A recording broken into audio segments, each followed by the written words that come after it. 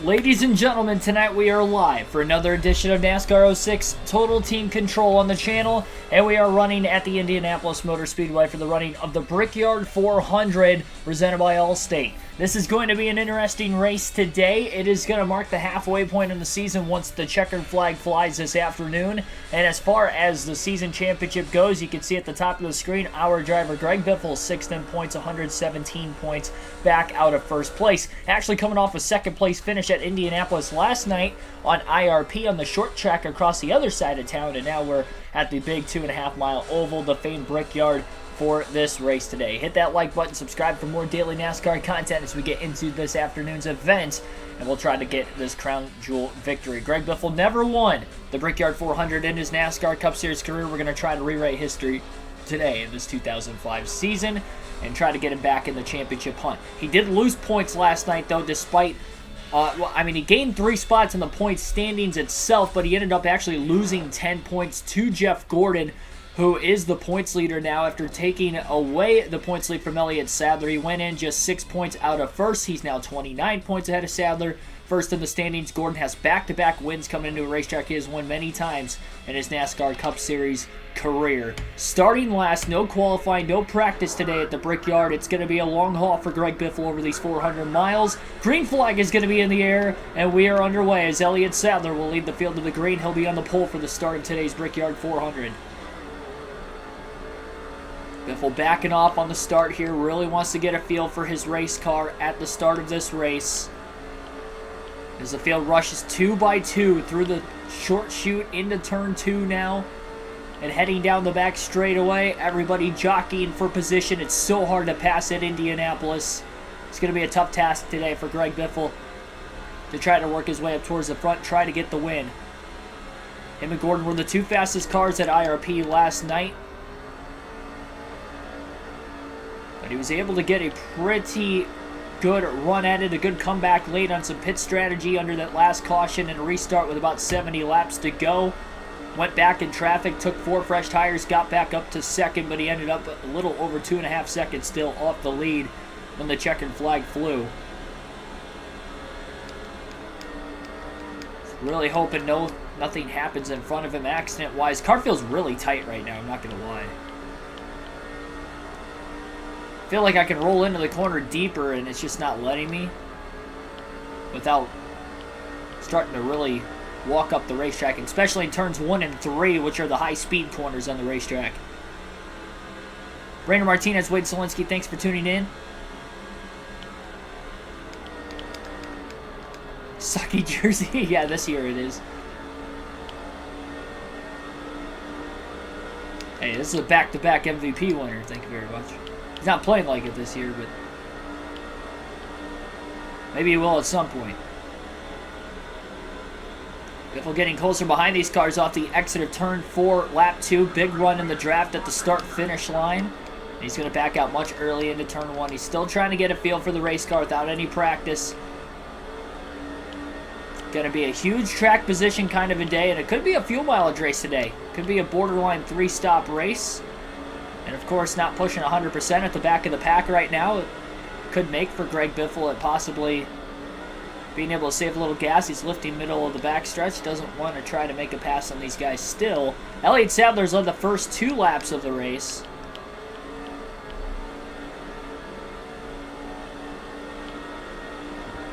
Biffle just really hoping an accident doesn't happen right in front of him. That would be the worst thing to have happen.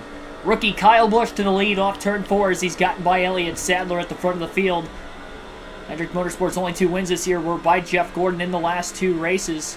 Big blocked out on the bottom by John Andretti in the 14. Biffle had a run. He got stuffed towards that inside wall on the front stretch. The pit wall. Biffle definitely got underneath him when Andretti made contact with the 16. It's already 4 seconds off the race lead. Patrick Chadley, thanks for tuning in. Yeah, noon NASCAR my time at least. It's kind of what we did last season on Sunday afternoons, run these races at noon, so doing that again this year. We did that pretty much any time the Cup Series was racing on a Saturday night as well, or that one off week they had earlier this season also. It's kind of our somewhat of a tradition, I guess, on the channel. Billy Carjoy, thanks for tuning in. And a big race, too, with the Brickyard 400 today. Definitely have a lot on the line. Biffle's car is feeling very tight. And he's not looking to make any passes right now because he's just really trying to take care of his race car in the early going of this one. Really doesn't want to push. Has a run underneath the 41 car of Casey Mears. He's going to back out of it, though. He had the positioning. He's really trying to get a feel for the race car before I take any risks. We're trying not to get in any accidents today and risk ourselves wrecking out of this race. You want a good finish at the end of the day, especially when you're 6th in points in the hunt for the championship halfway through the season. Biffle thinking big picture here, trying to run one of his smartest races of the season. We'll alternate through the different camera angles for the first time today on lap 6. Means Biffle's not really looking to pass anybody. He's able to save some fuel at the back of the pack. We've got a checkup going into turn 1, and Greg Biffle able to get on the brakes before making contact with the 14 of John Andretti. And it looked like he actually made contact with Casey Mears in turn 2. I'm not sure what happened there, but there was a stack up in the middle of turn 1. And Greg Biffle did a great job getting on the brakes quickly enough to keep it off the 14. Kind of locked up the front tires just a bit there, but I don't know how he didn't make contact with him.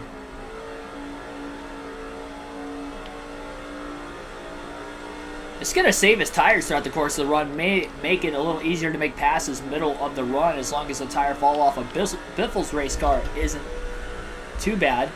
I don't imagine it will be on this opening run with the way he's, I guess, not pushing the car right now.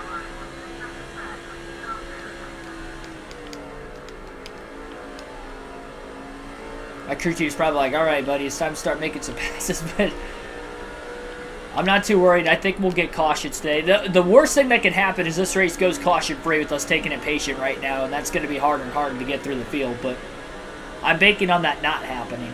We haven't had a caution-free Cup race all season. And I don't think Indianapolis is going to be the track just because of how high speed it is. Corners are very tough to navigate. That's why it is so hard to pass.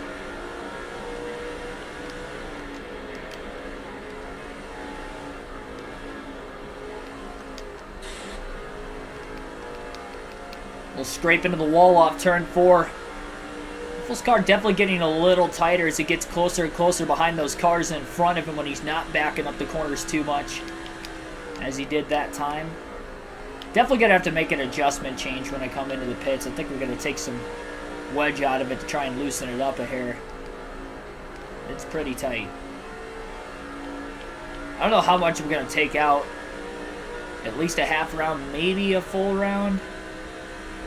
We know we're going to have at least 3 pit stops, maybe more depending on caution, so I don't want to be too aggressive in the call to bring this car into the pits early.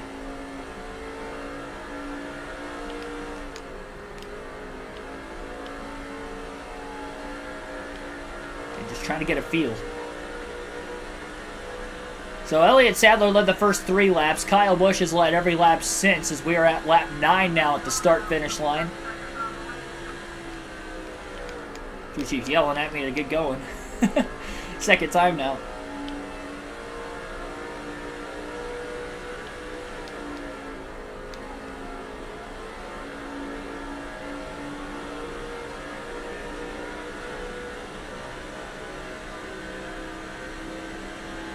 Big run for the Biff on the inside of the 171 car on the back straightaway heading towards turns 3 and 4. He's going to clear him. He had a big run, pretty much had him cleared going into turn 3, so that's why he wasn't going to lift and just let him go that time. And now through turn 4, it keeps him behind him, just by giving up the bottom lane a little bit. See the straightaway speed, 52.518, fastest lap of the race for Biffle. It's definitely the hardest he's pushed so far. Oh, big bounce off the curb, my goodness. In turn 1, he's going to have to let that 171 get back around him. He was occupying the inside in the short chute there between turns 1 and 2. That was the first time Biffles hit the curb at all today, and it shot him way up the racetrack. Luckily, he wasn't underneath another car at the time. It's like one car blowing... never mind. I thought I saw somebody blowing smoke at the bottom of the track. Biffle back to taking it easy again.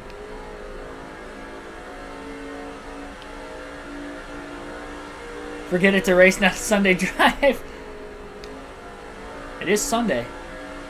No, it's a Sunday drive to me right now. I'm not pushing. I am saving everything I've got right now. I was actually kind of scared to qualify and put myself mid-pack at Indianapolis and risk getting into a wreck early. I mean, at some point... Oh, man, we're going to have to go. That's the second lap in a row. Biffles hit the curb in turn 1. These curbs are violent at Indianapolis on NASCAR 06. My goodness. Definitely going to have to keep it off the curbs today. Especially at these high-rated speeds. Mark Dumars, thanks for tuning in.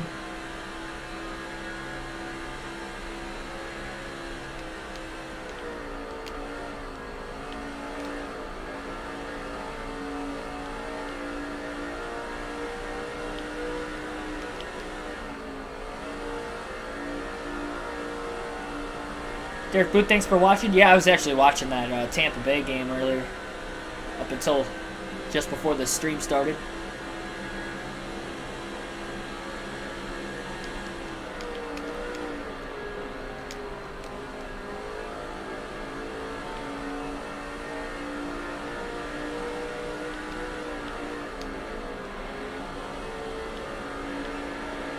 It's still very tightly bunched at the rear of the field, though. I will say that much.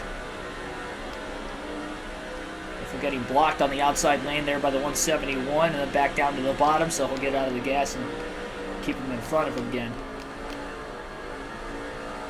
Taking this race from a very strategic standpoint today. That was a great run through turn 3, though. Got underneath the 171. Got crowded a bit.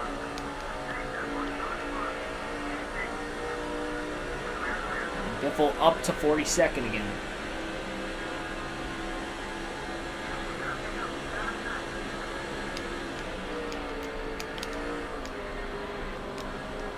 Jerry Fastnat, thanks for tuning in. Yeah, I am definitely going to plan on doing something with that new World of Outlaws game. I have high interest in it. I don't know I haven't seen any gameplay from it.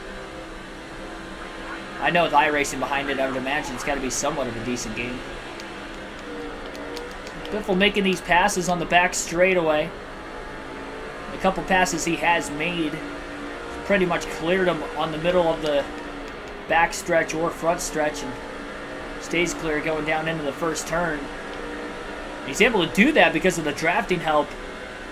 Like we're going to see right now as he's underneath Casey Mears, Kenny Schrader in the 49. He's going to hit the curb down in turn 1. He saw that coming, so he lifted quite a bit early, and because he was so far out of the gas by the time he hit the curb actually didn't launch him that time. Anticipated that he kind of had a flatter line on entry into the corner that he was likely going to hit it. And because he was prepared, kept from making contact from another car. Had to give those 2 spots up again.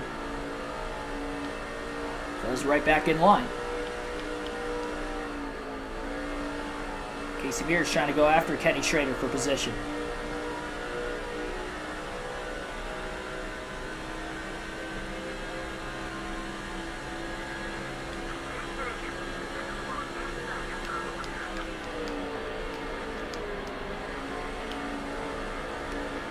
Pretty good run through turn 1. Biffle to the inside of Mears. Staying low in turn 2, Kenny Schrader, Shane Meal, all moving up out of the way in the 16. Passing a lot of cars right now as they'll get to the inside of Scott Wimmer on the back straightaway. He's not going to have him clear going into turn 3, though.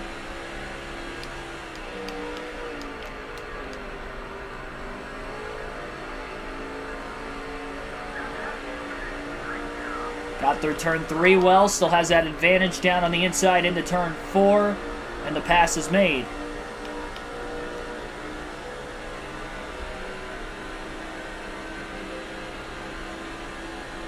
Up to 36. We're slowly moving forward through 16 laps after starting last. Again, no practice and qualifying entering today's race. For the 6th place driver in points with 6 wins on the season, Greg Biffle.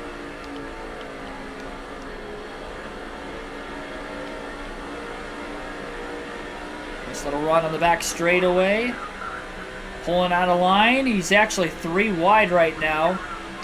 And he's going to back out of it. He does not want to be 3 wide. Potentially going into turn 3. Thought if he could have cleared those guys, he was going to go for it, but he wasn't quite clear of Jeff Burton in the 31 yet, but he backed it up quite a bit. Burton moves down to the bottom, though, into turn 4, but he slides up on corner exit. Biffle side drafts the 31. He's got a little drafting up in front of him from the 40 of Sterling Marlin as well. Biffle the big run behind the 40 of Marlin down towards turn 1. Biffle off the curb. Kept it off John Andretti on the outside, luckily. Stays in front of the 31 of Jeff Burton, but he couldn't complete the pass on Andretti with hitting the curb on the inside. He did a good job keeping it off of him, though. These are very, very tight corners. Very much one groove racetrack here at Indianapolis. It's a lot harder to pass in these stock cars than, say, in Indy cars. In the open wheel racing world.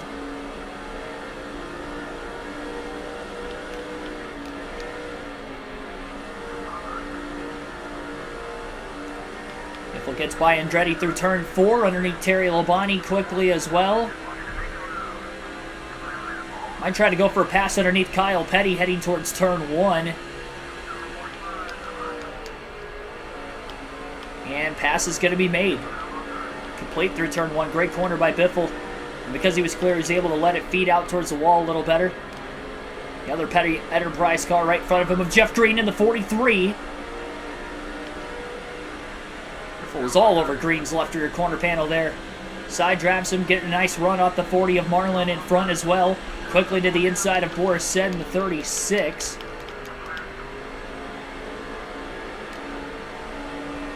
And underneath that 00 of Kenny Walls. Big run for Biffle underneath Marlin into turn 4 as he really stuck his nose in there. I don't know if he cleared him, though, off the exit of turn 4. He did not. Caution is out for the first time today at lap 29. Lap 19, rather. Caution is out at Indianapolis in the Brickyard 400 after a crash off turn 4 at the back of the pack, it looked like. Casey Mears has gone for a spin. Barely kept it off the inside pit wall. Looked like contact between Scott Riggs and Casey Mears. And then Mears slid sideways, but did a great job keeping it off the wall. Especially at the pit wall coming up there. So caution flag is out. We'll see if the field is going to pit. Can't tell if they are or not. Doesn't look like they are. Greg Biffle going to give up some track position, though. He'll pit and go off strategy. He has passed a few cars, but not looking to maintain track position means he's still in the back half of the field. So 4 tires of fuel for Greg Biffle, and they're going to make a wedge adjustment here. Going to take a half around to wedge out, so that's going to be the quicker move instead of waiting to the end of the tire stint to make the pit stop and make the adjustment change. They're just going to make it now. And he's going to have fresher tires than everybody else and try to work his way through the field.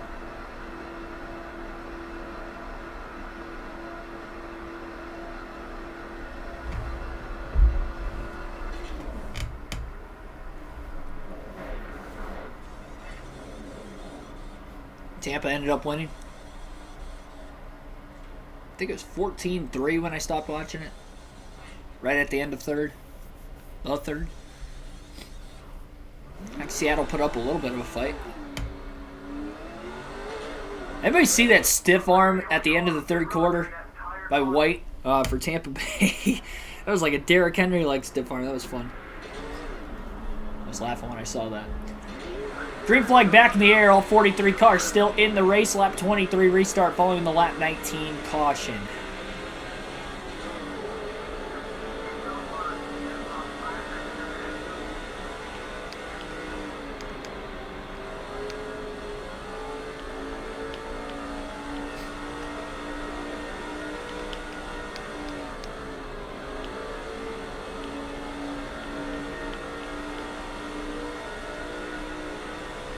I knew this race wasn't going to go caution-free. I'm kind of surprised that the first caution came out at lap 19. It seemed like a pretty calm race. But I guess behind Biffle, it wasn't so calm. There wasn't many cars behind him. It just passed Casey Mears about a lap or two before that, as well as Scott Riggs. But now Biffle's got 4 fresh tires. About 19 lap fresher tires on the rest of the field in front of him. And he's going to try to take an advantage with it. And we'll see what he can do. So it's definitely going to be a 4-stop race for Biffle. So we'll go back to the far chase cam now. Definitely going to be a 4-stop race for the 16.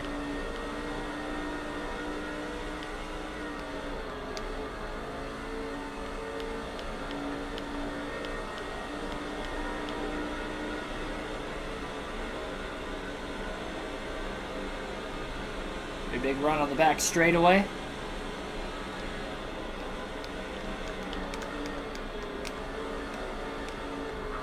Well, we know everybody's going to have to pit under green flag conditions if we stay green long enough before Greg Biffle's going to obviously have to pit. He can go about 19 laps further. Car on the wall off turn 4 after Biffle just made a pass for position. We'll take our first field pass of the race today. We'll go to Mark Martin in the 6 car. Mark Martin in the top 10 right now, currently sitting in 9th place.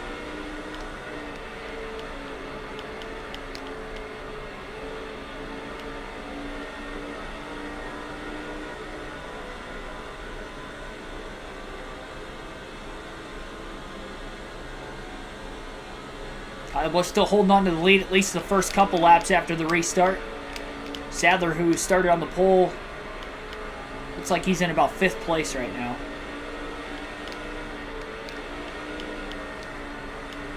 Martin with a mirror full of his teammate, Matt Kenseth. Dale Jarrett trying to look to the inside of the 17, but I think Kenseth's getting enough pull behind Martin on the front straightaway that I don't think he's going to really make the pass on him here.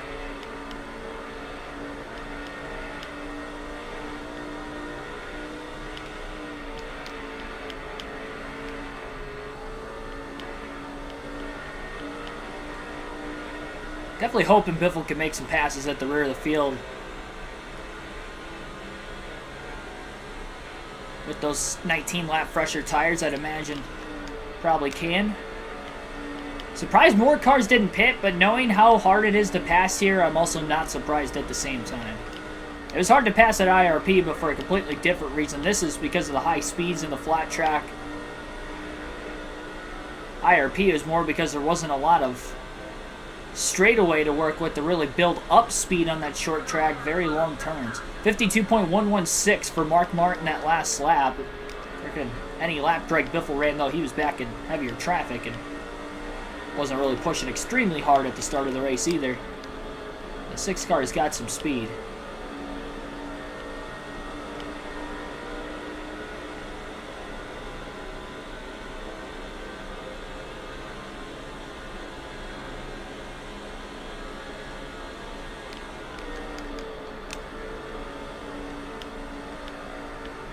Two more laps with Martin at the start-finish line, and then we'll transfer to another Roush Fenway Ford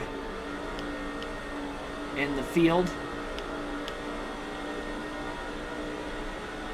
Can the rookie Kyle Busch win his first career race and have it be at the Indianapolis Motor Speedway today? A 52.081 for Mark Martin that last lap. Really quick lap again. Drove a little too early and too deep into turn 1. Had to stay on the throttle a little more than what he would have liked, and it's going to allow him to maybe go a little harder through turn 2 this time as he tries to play catch-up. Elliott Sadler getting passed by Jimmy Johnson. Dale Jr. in recent laps. Bobby Labonte looking to the inside of the 38, who's still kind of stuck on that outside lane.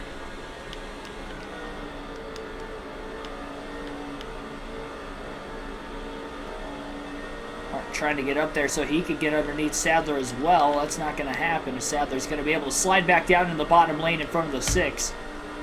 One more lap with Martin at the start-finish line here. Good exit to turn 4. Getting blocked by the 38, though.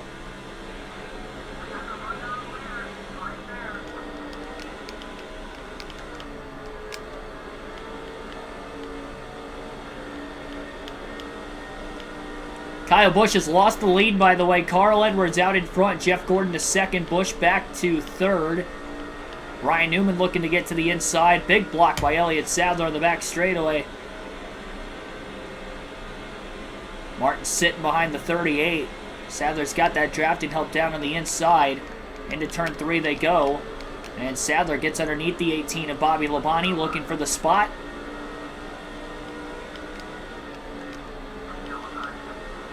And Mark Martin going to follow Sadler to get by Bobby Labonte for position, and Martin's up to 8th. We'll go to Kurt Busch in the 97 car next for Roush Fenway Racing.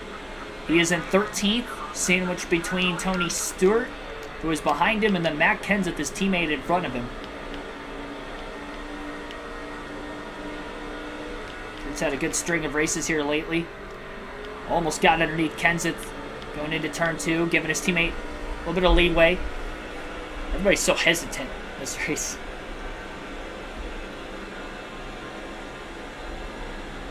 Edwards not hesitant, getting to the lead a couple laps after the restart, though, on Kyle Busch, before the field starts to spread apart a little more.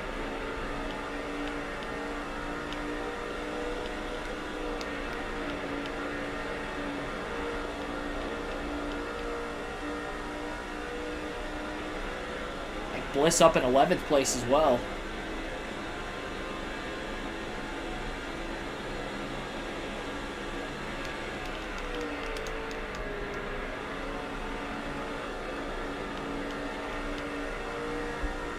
Busch looking low in turn 2 as he gets underneath his teammate Matt Kenseth for position.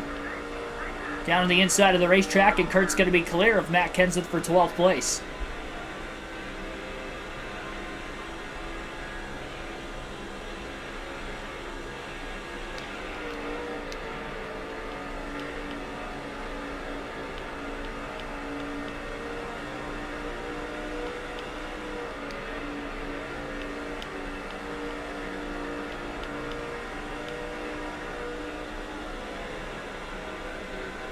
Hopping back in line right behind the 0, Mike Bliss. 52.002 from Kurt Busch that last lap. Fastest lap of any Roush car today.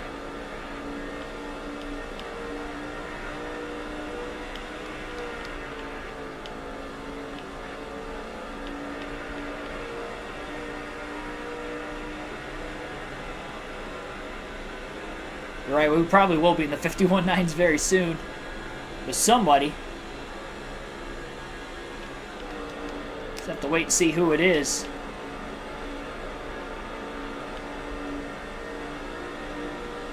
Size welcome into the stream. Busch definitely closing on Bliss. One more lap with Kurt. 52.016 that last lap. Just about a 100th of a second slower than the lap before. Looks like Jarrett Bliss, contact up towards the leaders going into turn 2. I think Sadler and Newman might have made contact with one another there. Kurt Busch about halfway on fuel at this point in the run. Lap 33. So we did have one caution in the race, but Greg Biffle was the only one to pit. And maybe it's more of a 2-stop race for everybody in the field. I'm surprised how far they're able to go at Indy on fuel in this 2.5-mile racetrack. That is the case.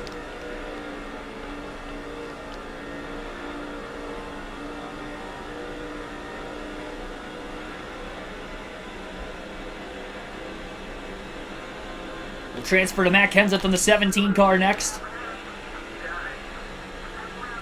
He is still in 13th place. Right in front of the 20 of Tony Stewart. With no drafting help in front of the 17 right now. I didn't see that lap time Kurt Busch ran. I saw his fastest of the race. You'll have to let me know down in the chat what he ran.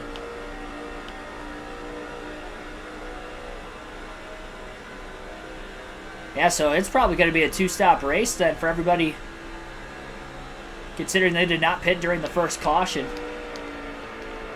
And Casey Mears spun after contact with Scott Riggs off turn 4 towards the back of the pack was the reason we had the first caution of the race.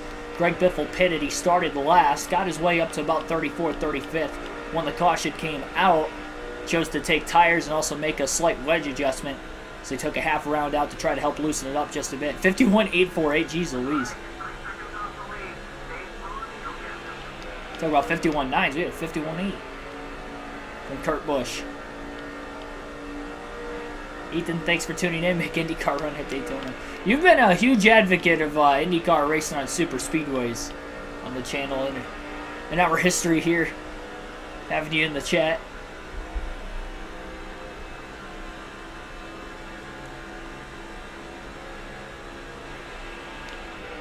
As if Daytona wasn't an IndyCar itself were dangerous enough. With this being a very fast racetrack today, I'm sure we'll see some engine failures as well. We haven't seen any through 35 laps. All 43 cars still on the track and still on the lead lap.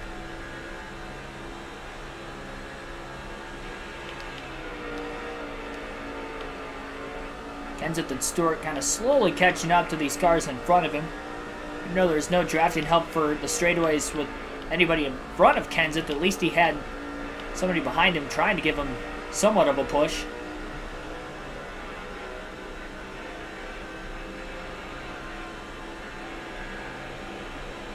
They'd easily be going over 250 miles an hour.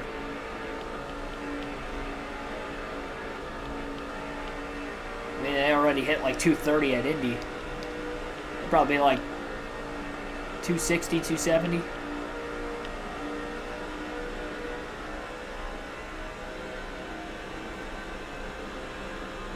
I think you're ludicrous.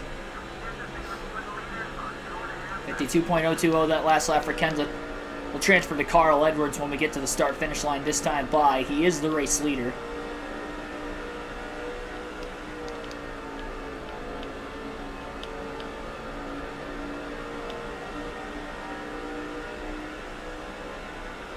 No 8 wide racing.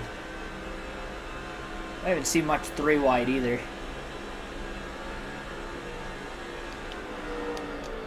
At least not where Biffle was at earlier. Biffle had a chance to go 3 wide to the bottom earlier, then backed out of it. Didn't want any risk of wrecking going into turn 1 3 wide at Indy.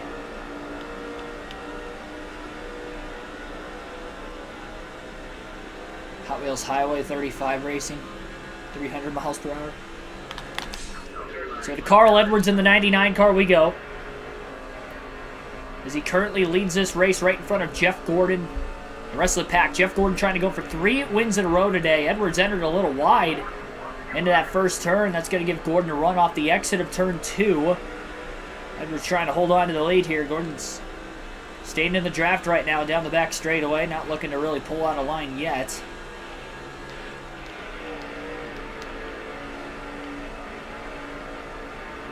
Dale Jr. in third. Gordon wins 3 races in a row. That'd be insane. Blood, thanks for tuning in.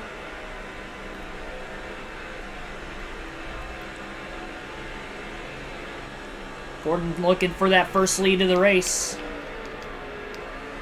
Putting a lot of pressure on Carl Edwards down into turn 1. Look at all the Hendrick cars up here. Kyle Busch, who led a lot of laps already in 5th place, still in the top 5. Jimmy Johnson's in 4th. And Jeff Gordon, the inaugural Brickyard 400 winner, is right behind Carl Edwards right now in 2nd.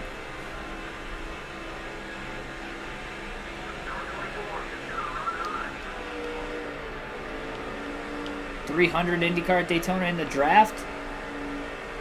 Potentially. I was probably looking more at 260, 270. Oh my gosh. Edwards pushed it a little too hard, and Jeff Gordon's going to get to the lead.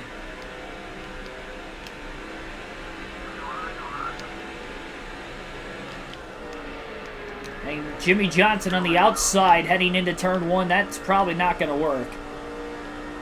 Not here. Edwards able to hold on to 2nd. So Mark Martin coming into the pits. There's a lot of cars on pit road right now, pitting around lap 40.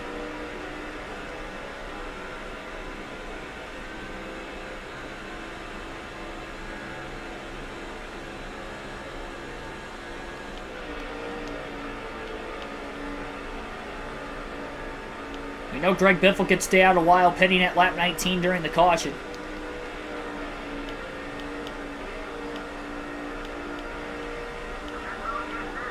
Jeff Gordon going to stay out this time. Edwards trying to get back to the lead after making his mistake, giving Jeff Gordon the race lead.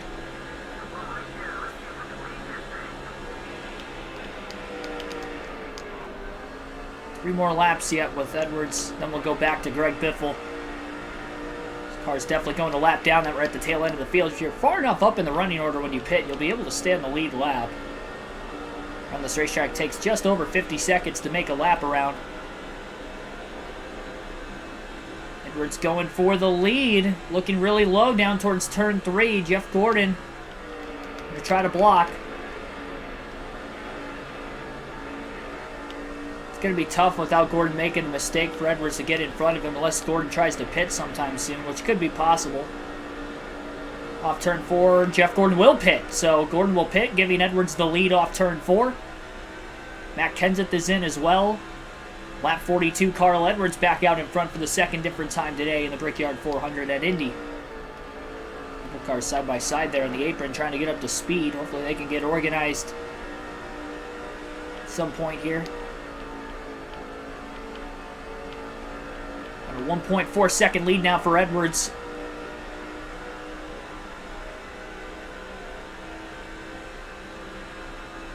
I think there's a possibility a car could go over the catch fence if IndyCar were to race at Daytona. Would they even have enough downforce to actually stay on the ground, though? Going that fast in a car? I don't even know if they could, like, stay on the ground while driving. Especially in the draft.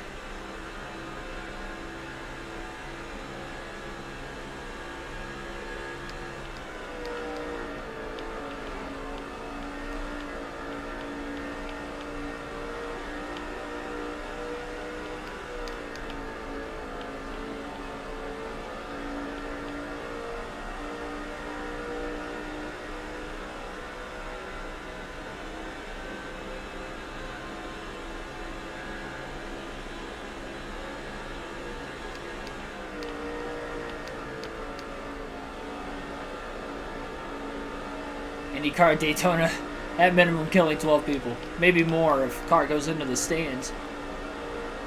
Good heavens.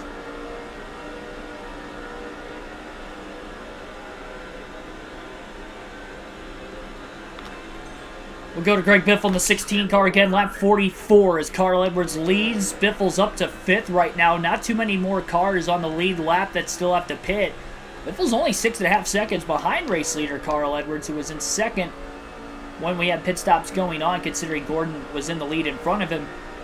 This is big, though, for Greg Biffle. Off strategy with that early caution. And knowing how far we could go on fuel, is there a way Biffle can make this race on just one more stop? I wouldn't think that that would be the case. So even if he goes about 60 laps, he's going to have to pit at the halfway mark. So it's probably a 2-stop race for Biffle to the end. But if he stretches this out and makes it in 3 stops total and everybody else ends up having to pit 4, that is where he could end up potentially finding his way to victory lane. We'll have to just wait and see. Edwards is pitting from the lead. Kurt Busch just behind him coming out of the pits. And Greg Biffle will lead his first lap of the day at lap 45. That'll be 5 bonus points for him.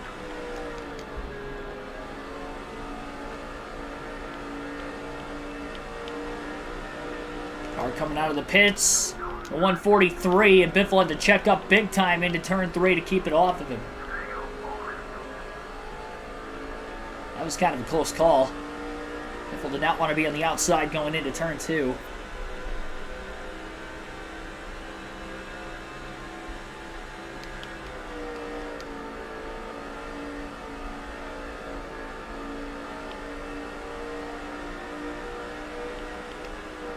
Biffle not even halfway out of fuel yet at this point in his run. So he can definitely stay out for quite a while. Everybody else still in the lead lap, so at this point, Greg Biffle really wants it to stay green as long as possible. He's taking this race from a strategy standpoint. I kind of figured I was going to do that starting last to begin with, and was able to go off strategy with that early caution. But now he needs it to stay green, at least until he ends up having to pit again. Under green flag conditions. Or under caution, everybody comes in at once, then he's just going to be up towards the front of the field on the restart anyway. Either way, that's how he would leapfrog everybody. Wonder how many positions he was able to get through the field before we got the pit stops too. How come an early stream? Well, we usually do noon streams on Sundays when cup races aren't going on.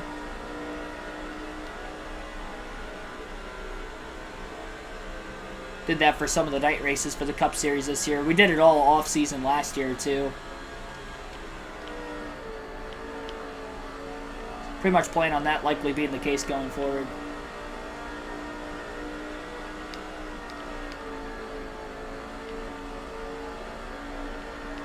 Or at least afternoon streams of some sort.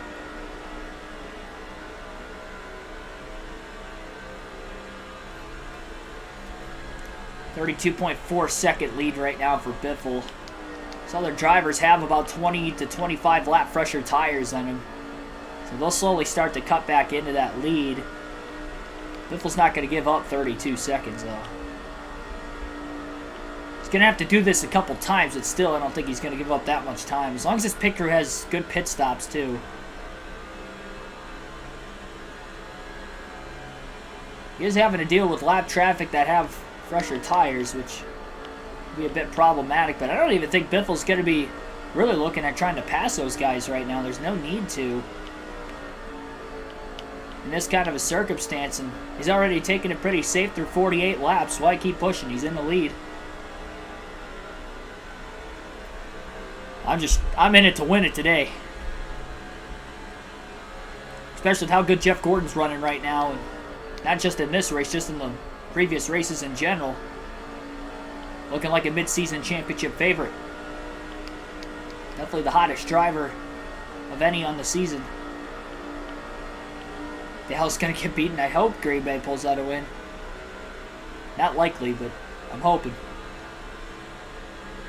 We'll alternate through the different camera angles one more time in today's race through the next dozen laps. So we're on lap 49 in this one, while Greg Biffle does have the race lead currently. We'll have a trivia question at the halfway mark again for today's race. So stick around for that at lap 80.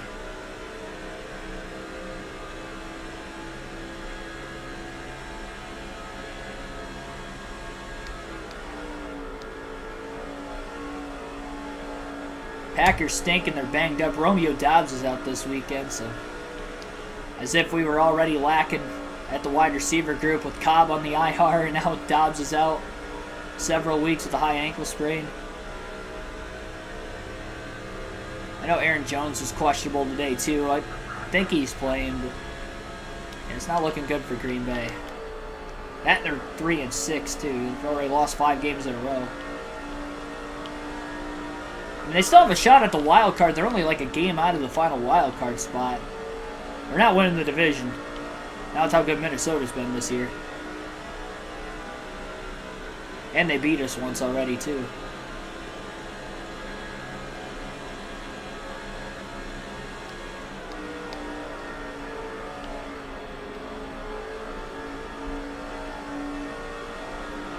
Well, halfway out of fuel at this point in the run right now for Biffle. Restarted at lap 23 following the caution. Catching up into traffic. I felt the car get a bit tighter that time through turns 3 and 4, as that was the case. We'll start to get into dirtier air. It's the first time he's had this old of tires in the race today, so really feeling that effect. Very close to the wall in turn 2. Did clip the apron. Not the apron, but the curb itself, just a little bit on the inside of turn 1 with those left side tires as well that time.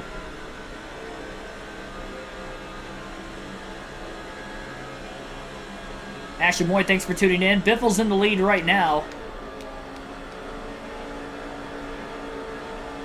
I'm hoping this is the right strategy to get the job done, though. We'll have to wait and see.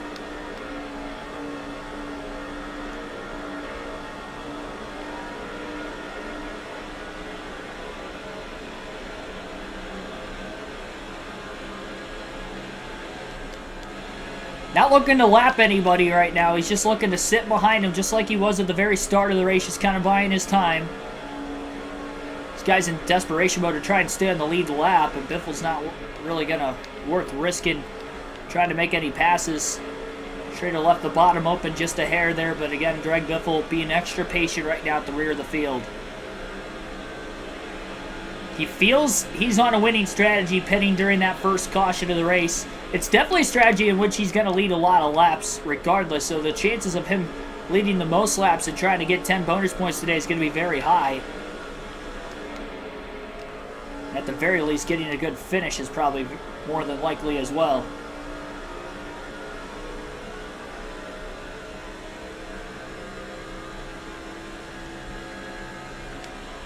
Still a long ways to go, though. We're not even halfway.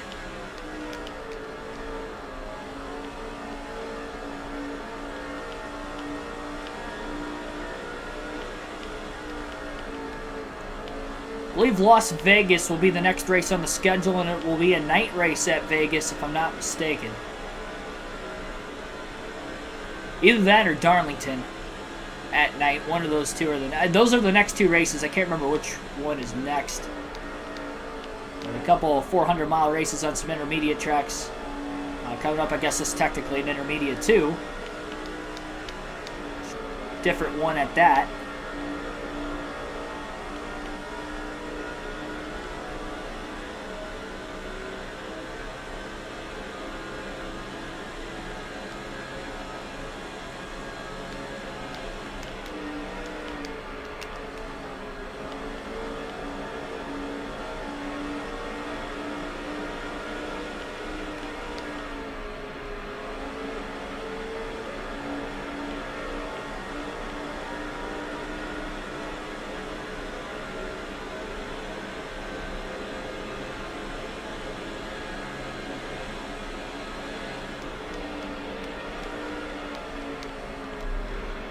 Bounce off the curb in turn 3. At least he's not pushing hard, so even though he's hitting the curb and it's jumping him way up the racetrack, and has pretty much all 4 or 5 times he's hit it today, because he's not pushing hard, he's able to get the car to stay off the wall or stay off another driver if he is side by side. Hasn't had to take any really hard risk, pushing it extremely hard in the corner, just trusting his race car and trusting the strategy game played out by the crew chief of when they pitted earlier in this race.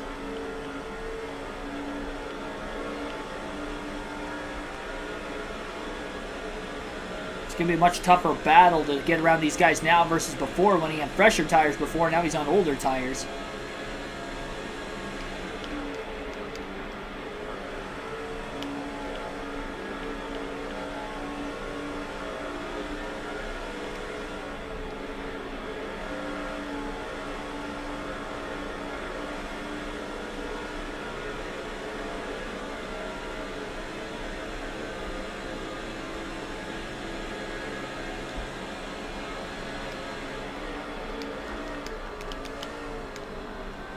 Bit of a moment there for Biffle. Looked like he got a bit loose into turn 1. Did loosen that car up a little bit, so that might be the case as the tires get older throughout the course of this run. Rather than being a little snug and tight on the first run of the race.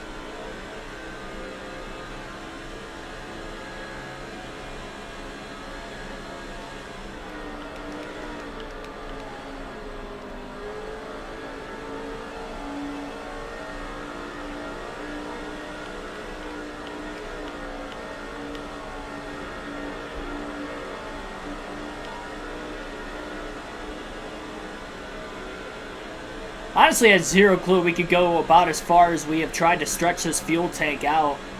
I would have expected when I pitted that I was going to end up having to pit somewhere around right now, but that's not going to be the case. And again, with Biffle not pushing extremely hard behind these lap cars right now either, he's probably saving a bit of fuel, plus in the draft on these long straightaways, saving a little extra gas as well.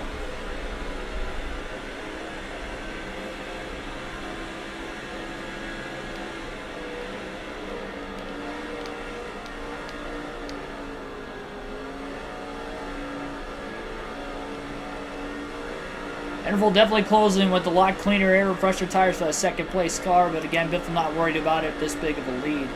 I don't even know when you start to worry about it and then start to make passes on these lap cars. If it gets down under 5 seconds, maybe you consider trying to pass, but it also depends on how many laps are going to be left at that point, considering we still have a long ways to go as of right now. It's going to take a while to get to that point, too, because they're running a quicker pace, but it's not that quick like they're going to get to within 5 seconds in the next, 10 or even 20 laps. By that time, Biffle's probably going to end up pitting within about another 20 laps or so anyway. Trying to make this a 3-stop race today, but a different 3-stop race than maybe some of the other drivers, because he did pit under caution. So, because nobody else did, if it's a 2-stop race for Biffle and a 2-stop race for everybody else, then he has all 29 of these seconds to try to give up, and he's, or not to try to give up, but to give up if needed, and that's kind of what he's doing right now. Patrick, if you're still watching, mentioned about Biffle being on a Sunday drive right now, and that's still the case at lap 59. We were pushing a little bit, not 100% necessarily when I was passing cars earlier, but I was pushing a little harder. That was definitely the hardest I've pushed so far. Not looking to do that right now.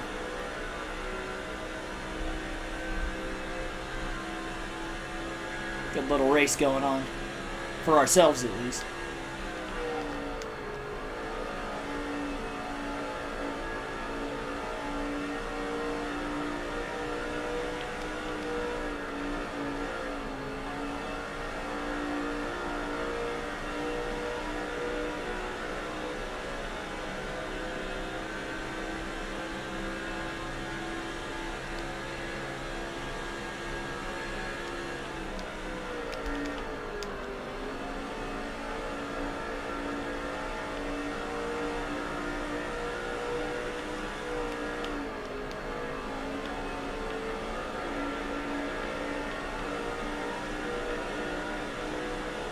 Go back to the far chase cam for the rest of the race when we get back to the start-finish line this time by. We'll also have 100 laps to go in the Brickyard 400. We get to the start-finish line this time by.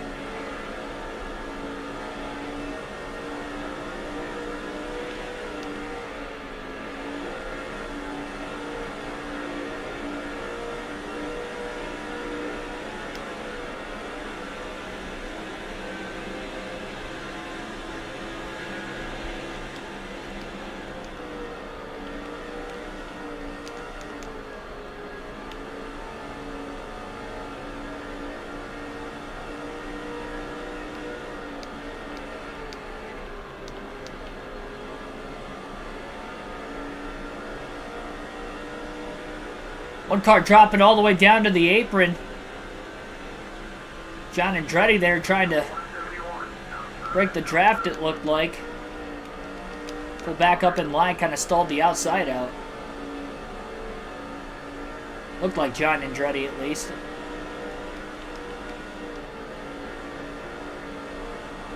I thought he was blowing a motor there for a second trying to get out of the way, but I guess that wasn't the case.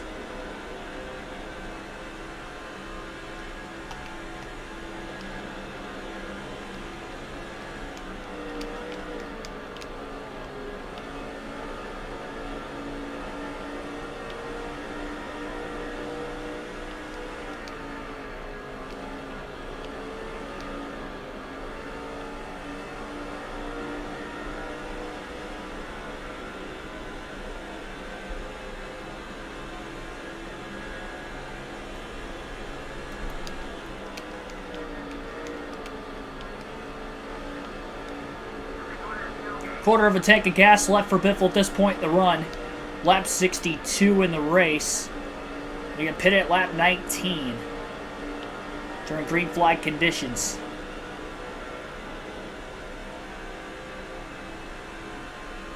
All the way down towards the bottom right now. The 171 getting a little push by Biffle. Figuratively with the draft at least. Biffle wasn't actually bump drafting him.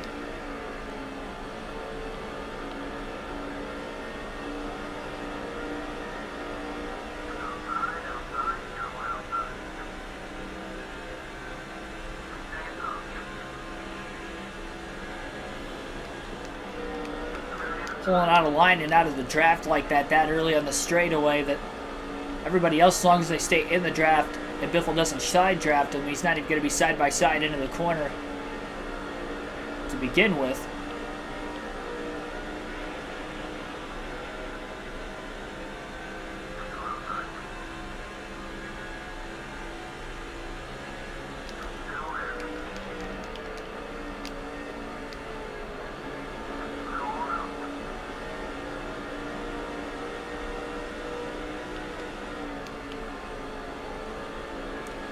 The lead initially for Biffle when everybody cycled through pit stops, Carl Edwards was the last to pit. He had about a 33-second lead. And that was right at lap 45. So in 19 laps, they've closed that lead down about 7 seconds.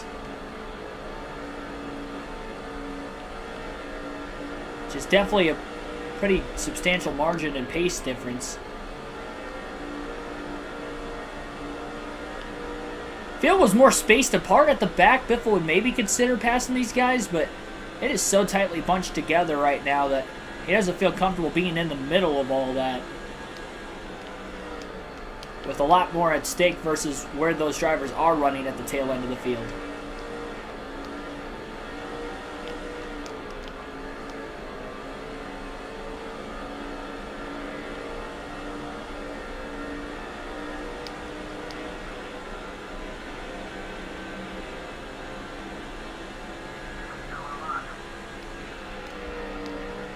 That time he gave the 171 a little bump draft on the back straightaway.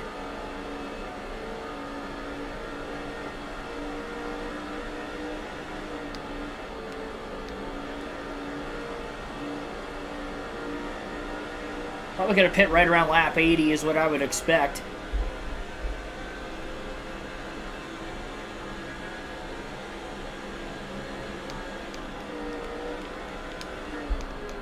Nearly contact between the 171 and the 08 of Shane Neal. I don't know if he got air loose, kind of slipped up the track for that 171 to make the pass, or what the case was there, but pass was made. They're looking to crowd Greg Biffle off turn 2. Biffle will let him go again. Neal almost gets underneath the 171 as well.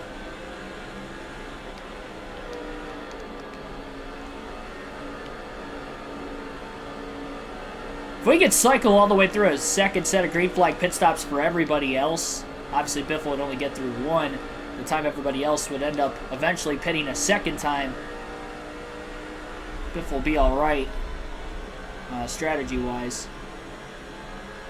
Still saving a lot out of his tires right now, too, so that's big.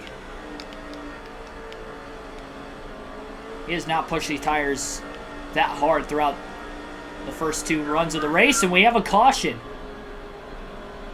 For the second time today at lap 67, this will bunch the field back up again.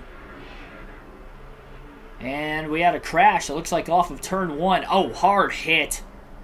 Kyle Busch drills his older brother Kurt in the driver's side door. Busch got loose up off the exit of turn 1, and you could see how hard that impact was right there for Kurt and Kyle both. Biffle's going to stay out of the pits here, but now that giant lead is gone, and that's not what Greg Biffle wanted. It looked like everybody else will stay out also. I'd have to expect we're probably going to get a debris caution at some point in time.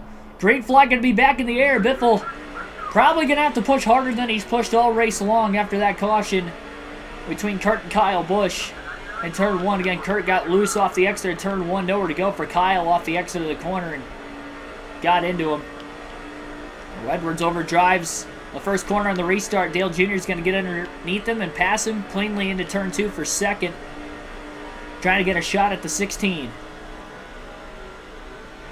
It's going to be hard to pass the car with the clean air, but they're definitely within striking distance. They do have fresher tires than Greg Biffle, though. Biffle staying out even though he had about a quarter tank of gas left.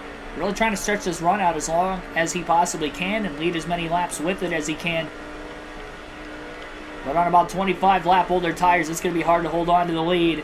And here comes the 99 of Carl Edwards down to the inside. And he will take the lead away from Greg Biffle off of turn 4. First lap after the restart.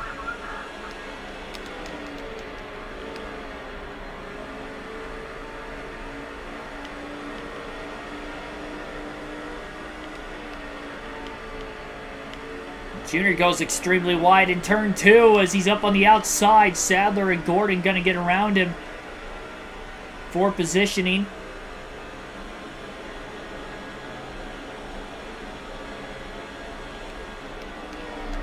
Biffle slides the tires into turn 3 a bit. Pushing a little too hard.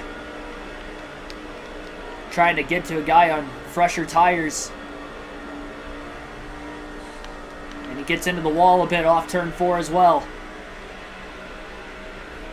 Pushing way too hard to try to keep up with the 99.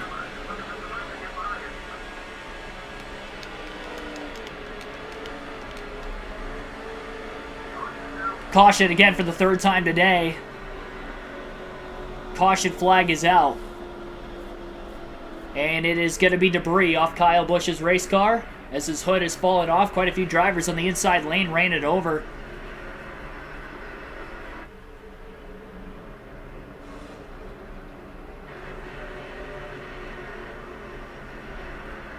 So 3rd caution of the race, first for debris off of Kyle Busch, who was involved in that last accident. Biffle stayed out for a little bit, but he's going to pit this time by. So he's going to give up all that track position, but you can tell on the older tires he was no match for these guys. So 4 tires of fuel for Greg Biffle. He'll pit this time around. Going to give up all that track position he gained. He really didn't need those 2 cautions to come out. He had a 25-second lead built out on the strategy he was on, so he's going to have to change the strategy a little bit more. He was going towards the end of his fuel run anyway. It was probably going to have to pit within a few laps, so he'll just pit under the yellow.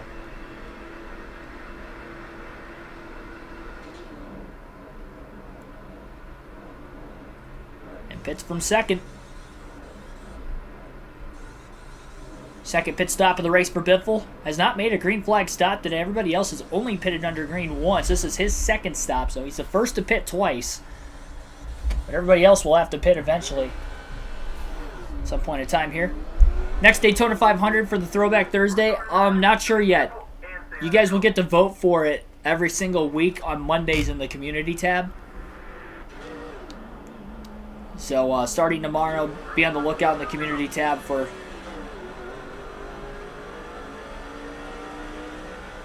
chance to vote for what race we will watch on Thursday.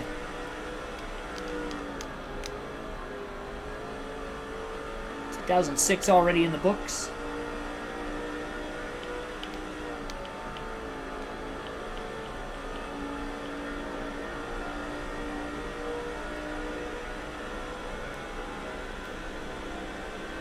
This is early. What's going on today? As far as having the early stream, nothing. We just usually have the early streams on Sunday during the off season. We did last year, and then any race that the Cup Series was running on like a Saturday night or something this season, we also ran Sunday afternoon race.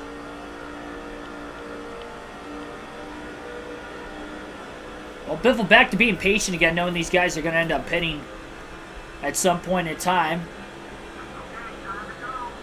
Lap 78 right now. No real incentive for Biffle to have to push.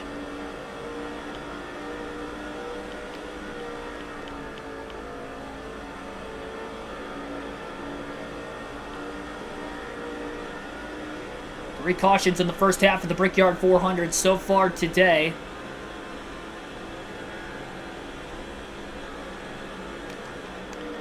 Pitting a little earlier than he wanted.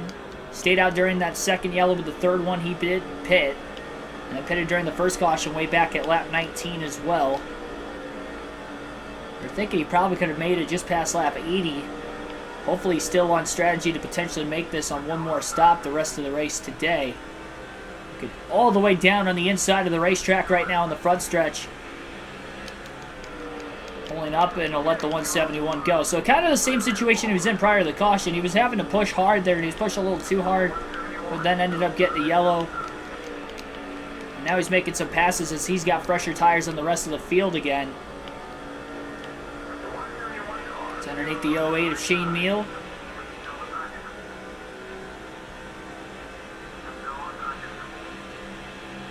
Gonna draft their way right back by Biffle anyway, so we'll let him go.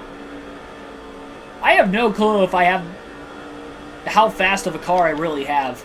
So we haven't had to push extremely hard. And we've got trouble off turn 4. Scott Wimmer has gone around as he got really loose right in front of the 16. And the caution flag is out again in this race. It was a hard crash for Wimmer as he got sideways and had no chance to catch at these high speeds. And luckily Biffle was able to get around him before he slid back down the track. Pretty hard hit for Wimmer as he has spun now. Second spin at the back of the pack off turn 4. And we'll see if the field will pit here. If they do, Biffle's just going to do opposite. If they pit, he'll stay out, take the lead, because he pitted under the last caution. We only ran about 3 laps after the restart. If they stay out, he is going to pit.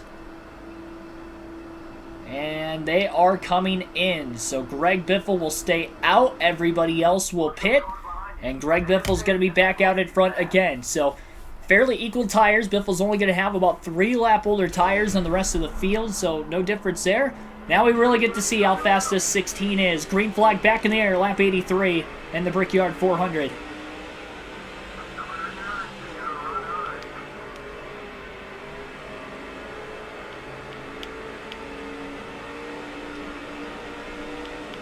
Gordon quickly to second on the restart as he gets by Carl Edwards. Inside opening up there as Edwards ended up going still wide again. Biffle clear off the exit of turn 2. Still, and Gordon clear for second. Might be challenging Biffle for the lead way down to the bottom of the racetrack. Heading into turn 3. Edwards with a charge to the outside of the 16. That's not going to work. There's no way he's going to complete that pass on the outside for the lead. You wouldn't think. And he does not as Biffle holds clear off turn 4.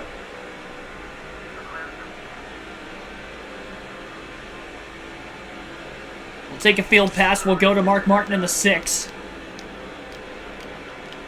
The second and final field pass of the race today. We're just past the halfway mark.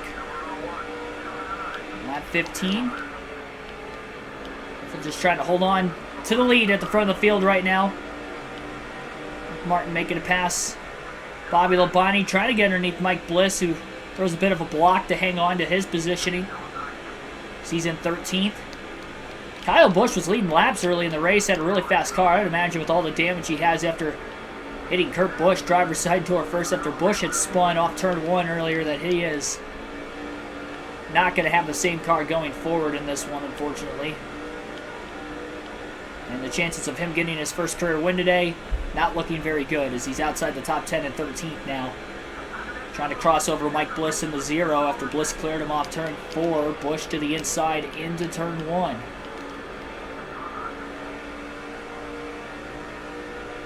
Three wide.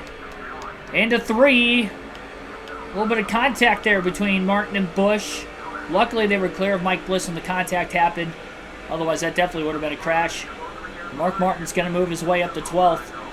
Luckily with the 5's damage, that slowed him down enough. Martin in the middle of the corner was able to make the pass on Kyle Busch. And stays right behind the 12 of Ryan Newman. And potentially looking low under Newman into turn 4. And it slides down right in front of him though.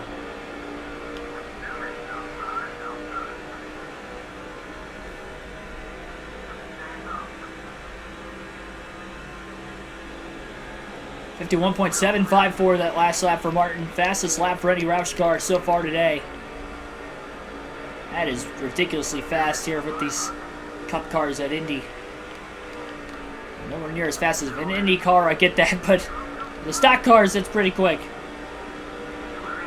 A lot lower downforce and a lot heavier cars at that too. We've got a slow car in the front stretch right now that's just getting to pit road, it appears. And has blown an engine. I'd imagine they're on pit road, unless they missed the pits that time by.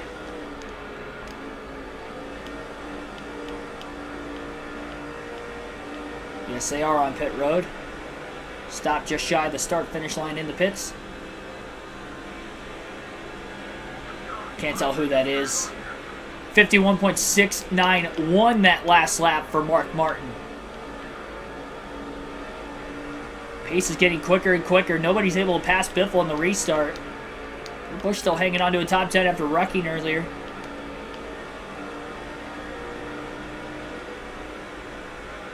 Big run for Mark Martin, trying to get under Stewart. Stewart with a block all the way down on the inside of the racetrack. Stewart overdrives the corner into Dale Jarrett and up into Kurt Busch as they nearly all wreck going into turn 3. My goodness. How did they not crash there after all that contact? There's still 3 wide through 4 back there. Right around Kurt Busch, Dale Jarrett.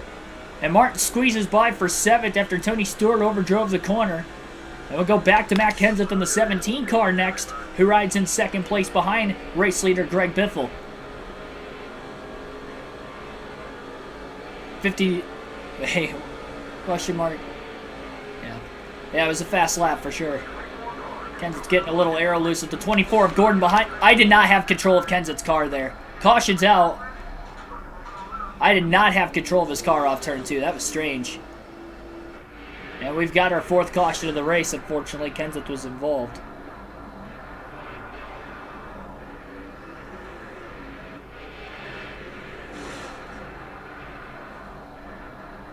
Everybody trying to check up, and some cars are running over other cars further back in the pack. Kyle Busch got another big piece of it. Again, everybody similar strategy right now. Probably a one-stopper to the end for everybody in the field. Yet another caution at Indy. Kenseth lost a spot out of that, too.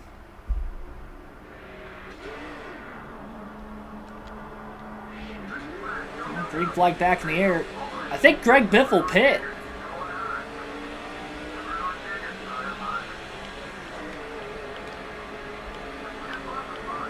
I think Greg Biffle may have pit there, unfortunately.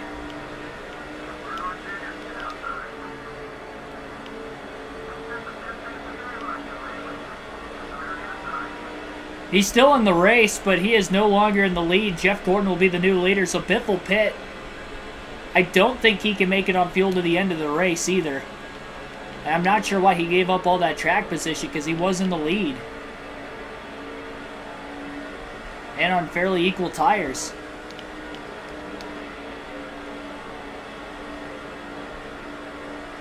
That's made this race interesting. Even more so than what it already was. Gordon got to the front of the 17 when that caution took place as well.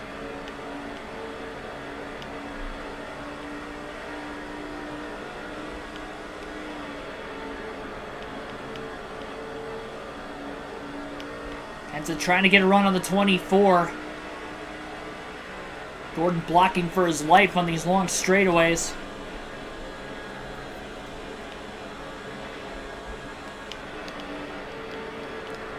See if Kenseth can kind of force him into a mistake at some point here.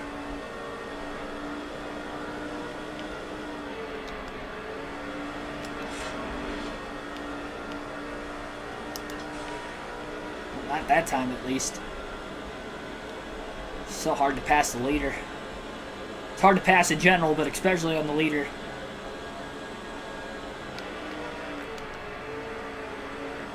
So Biffle has pit 3 times, so he's looking to win the race on a 4-stop strategy, I would think, then. Big block into turn 2 by Gordon on Kenseth. Oh, Gordon got loose! And around goes the 17 as he had nowhere to go but to run into him. Caution's out again at Indy. Gordon got loose off of turn 2, and then Matt Kenseth had nowhere to go and ended up running into the left side of Gordon's car. Everybody was able to check up in time back in the smoke, and we have another caution at Indianapolis Motor Speedway today, and I believe that is our 6th caution of the race in this one. And Kenseth scored the leader at the time of the caution after Gordon got loose, so he's kind of lucky there. We'll head to another restart. Lap 98, green flag back in the air. You just never know when any restart could be the last at this point in the race.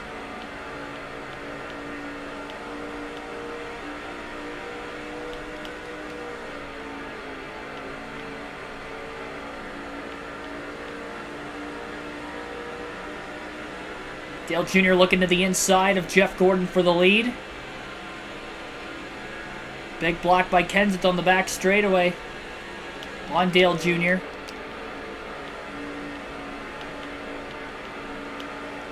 Kenseth maintaining himself at the front of the field.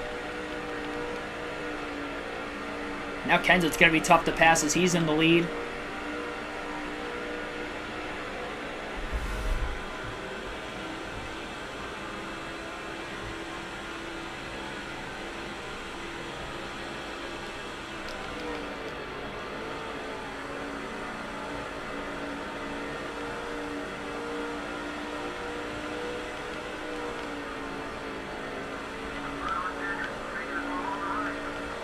Anytime Biffle's been in a situation where he's had to push a little harder just for a couple laps to get a caution, then he's kind of back off strategy at the back of the field again.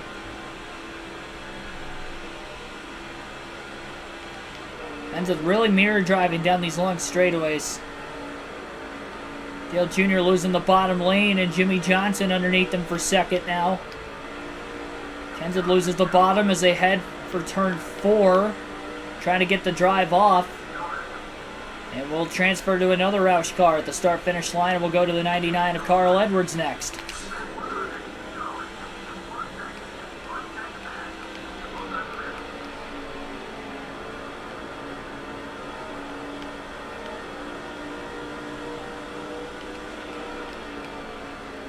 Jimmy Johnson to the lead at Indianapolis.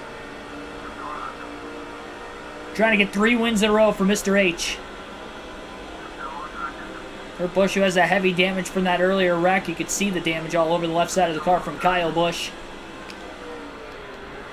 At the time, what was the second caution of the day? Edwards going to get by Busch as he's starting to fall backwards now into 10th. So surprised he's still in the race, let alone in the top 10. Big run for Edwards. Way too low, though, off the exit of turn 4.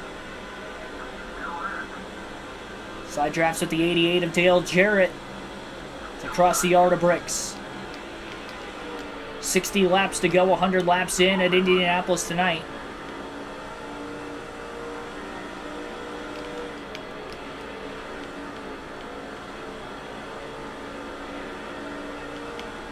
Edwards to the outside of Dale Jr. He gets enough draft from the cars in front of him. He may be able to clear Earnhardt before getting into the corner. That's the hope.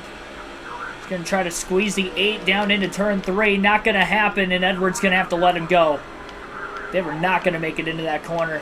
That tightly bunched together. Smart move by Carl Edwards. He's going to lose his spot to Kurt Busch and Dale Jarrett. But that's the risk you make of trying to make the pass on the outside at Indy, and it just wasn't worth the risk, and Edwards noticed that right at the last second.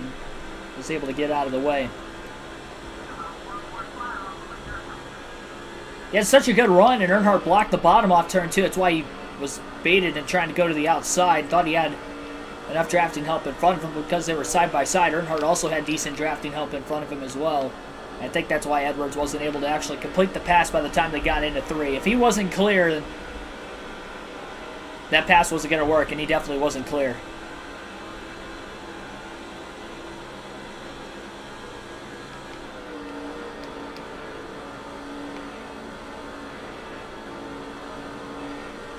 We'll go one more lap with Edwards, and then we'll transfer to Kurt Busch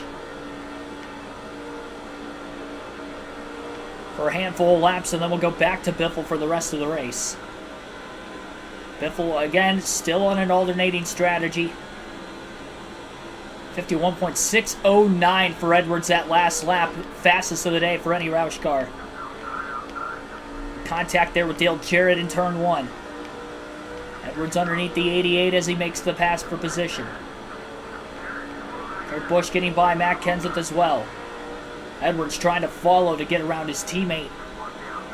Busch now to the inside of the 6 of Mark Martin heading towards turn 3.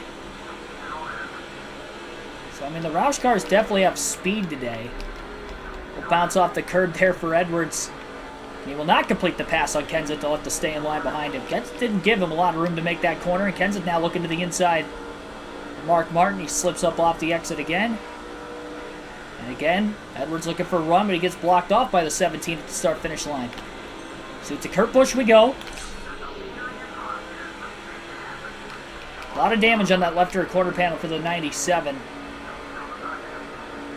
But he is up to 5th. And Jimmy Johnson in danger of losing the lead.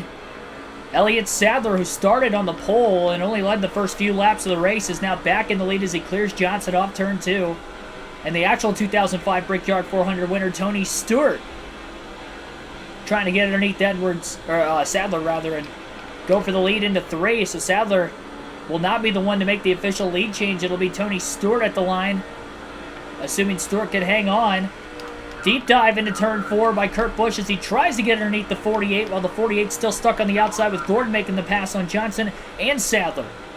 And Kurt Busch with a little drafting help to get by the 48, who's trying to side draft him on the outside, and Busch has the positioning now under Sadler for 3rd.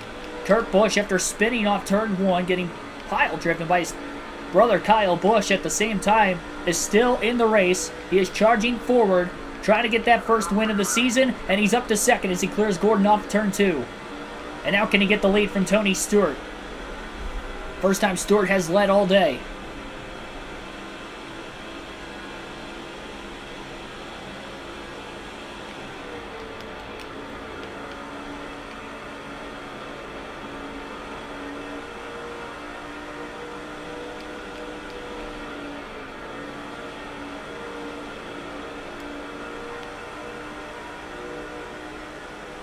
Busch blocked by Tony Stewart all over the track right now. And we have another caution off turn 4. Our 7th caution of the race. Exit of these corners so dangerous when you're side by side. And something has happened to Biffle, which has brought out the caution. Like he shedded a piece of debris. Somehow Biffle's got some damage on the right front fender of his race car. So debris caution, our 2nd debris yellow of the race.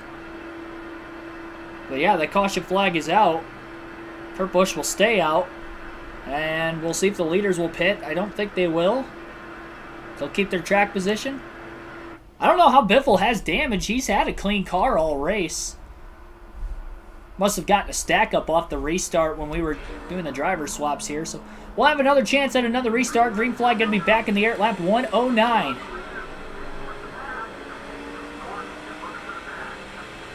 Gordon had a good restart getting through the gears. Kurt Busch on the curbing right now. Slides up the track after hitting it. Sadler trying to get to the outside of the 24. Got blocked on the bottom of the 97, and Stewart holds on. Out in front of the field off turn 2.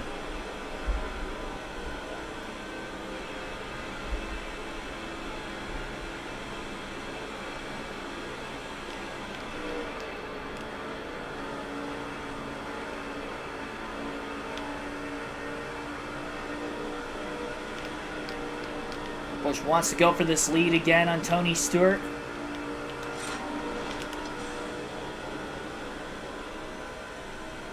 May try to force him into an error. We'll see.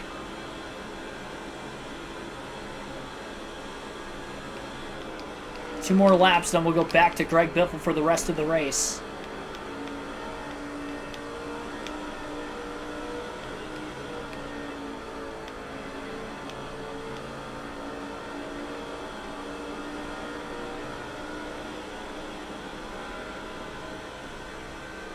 Busch with a run, but Stewart trying to block.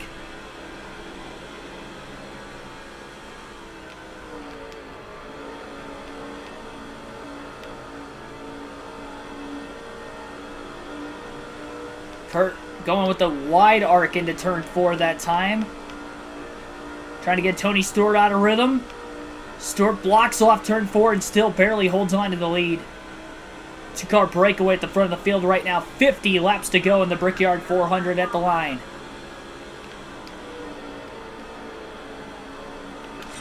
Kurt Busch with damage. Really trying to get to the lead on Tony Stewart.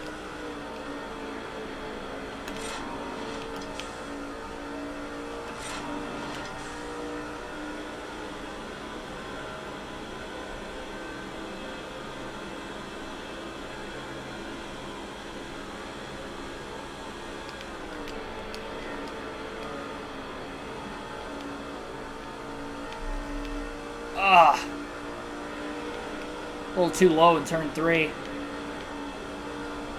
It's so close. It's so hard to pass the leader, though, and Tony Stewart's got a really fast car on top of it. Plus, Kurt Busch's damage probably slowing him up as well. 49 to go. We'll go back to Greg Biffle for the rest of the race. He is in 30th right now with slightly fresher tires. He pitted 2 cautions ago.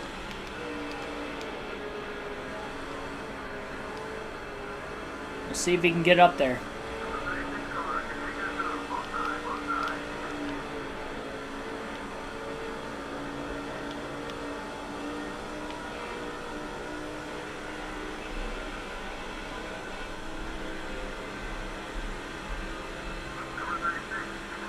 Or said looking to the inside of the 16. Biffle gonna try to let him go and squeeze in line. He can't get that car down to the bottom. I don't know how Biffle had damage. It had to have been because of a stack up on a restart after he pitted. We weren't driving as him, but he had damage on the right front fender, and I think that's slowing him up as he's back to 33rd now.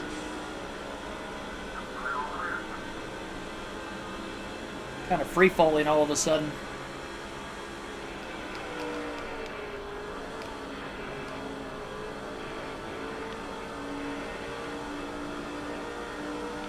Car feels a lot tighter than what it did before.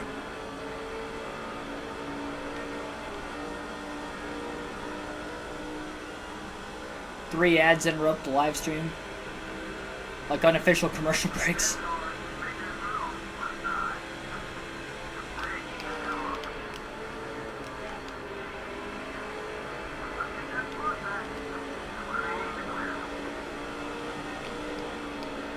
I know I have it set up for that because I don't usually upload a lot of videos, so the only revenue I can get is ad revenue for the most part, that and super chats. But I don't have like the ability to set like how many are up. Like sometimes I'd have to go back through the analytics to like actually, well, I don't even know if it like tells me how many actually play through it. But I kind of tell, you know, looking back that like some streams do better than others, even though I don't get as many views on some of them, so it's kind of weird.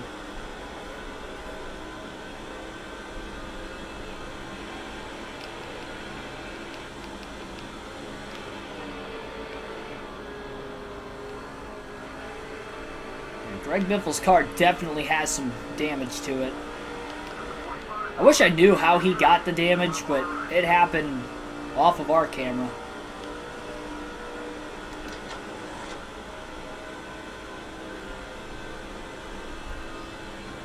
Trying to keep up with Scott Riggs. He's got slightly fresher tires than everybody else too.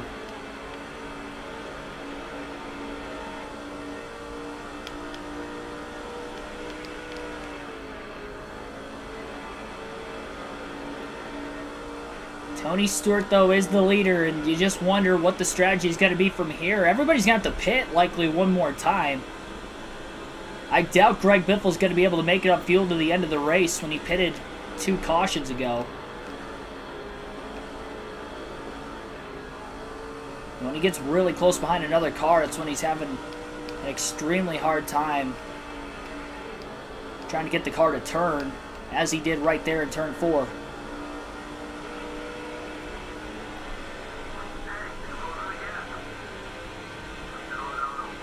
Blocking Kyle Petty on the front stretch.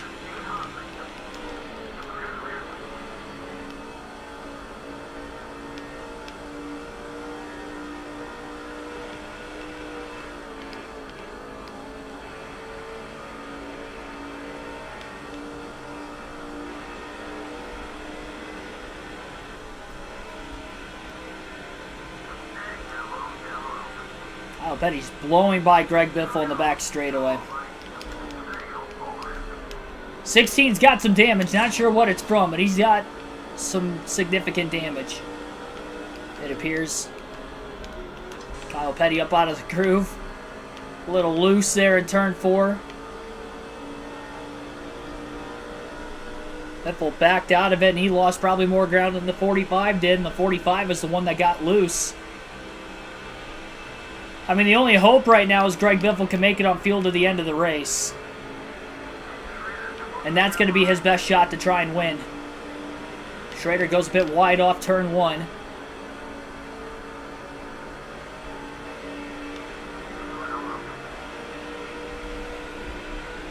Figure Biffle's going to have to win on strategy anyway. We'll see. I mean, he pitted later than everybody else, so we know everybody else is going to have to pit. I mean, Biffle may still have to pit as well. But he's also going to need this race to likely stay green in order for this to work.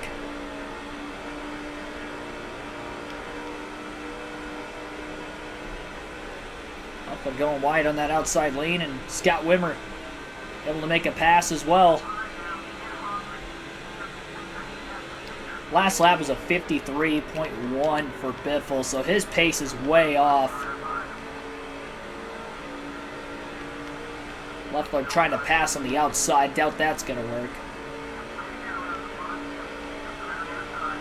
Biffle holds clear of the 11.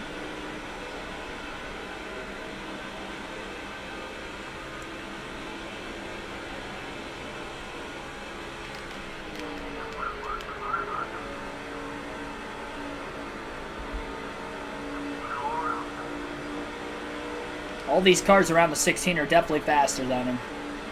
I don't think there's any arguing that. And now he's up into the wall.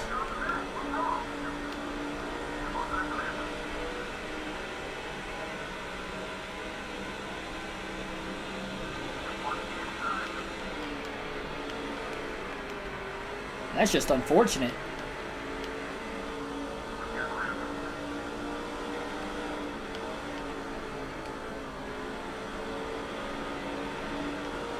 One car out of the race. Still not sure who that was that blew an engine mid-race. So Biffle back at 41st. 12.4 seconds off the race lead. We're done with the field passes. We're going to stay with them the rest of this race. Now Mark Martin pitting off turn 4, and I believe the window is open to make it to the end for everybody else. So they will be making their final stops here soon, and they're on their way in.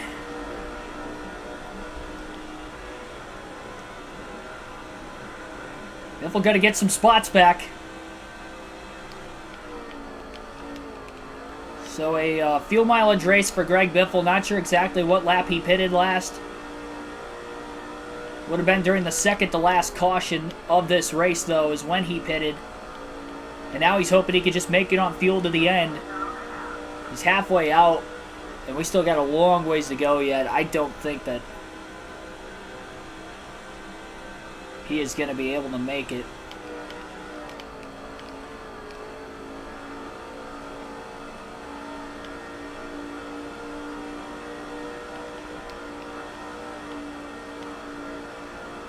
I mean, everything was going good, and then we got back in traffic when we were leading, when we shouldn't have pit, but it wasn't my decision because I was driving as, I think I was driving as Matt Kenseth at the time, and then Biffle pit then.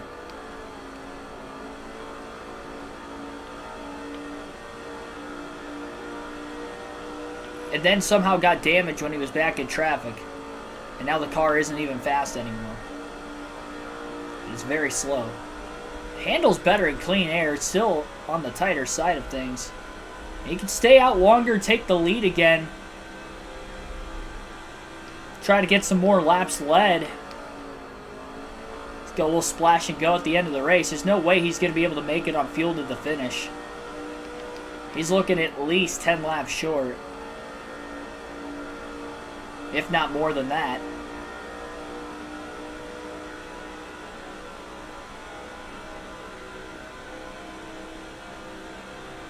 Down to 39 laps to go.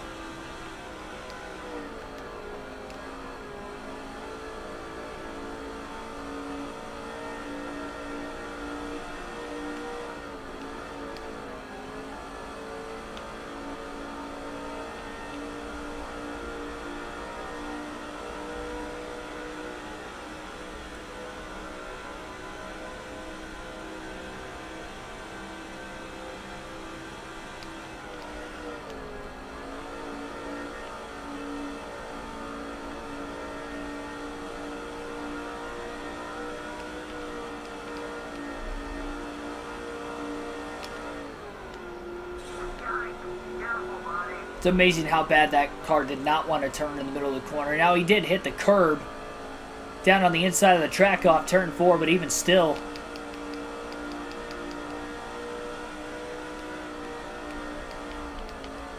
So, I mean, the plan for me, we're just going to stay out as long as we possibly can. And then we'll pit, and then when I do that, we'll probably just transfer to the next closest Roush car at the front of the field and try to get them the win. Preferably Kurt Busch or Matt Kenseth, because neither one of those two have won.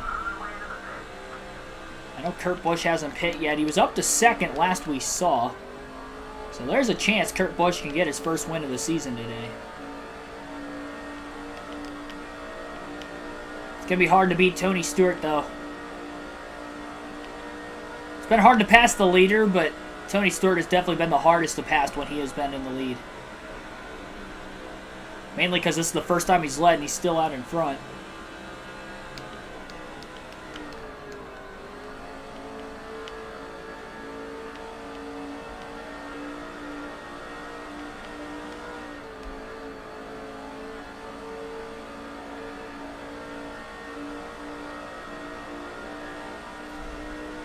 If we stay green to the end of the race, it'll be a 62-lap green flag run. It'll be by far the longest of the day.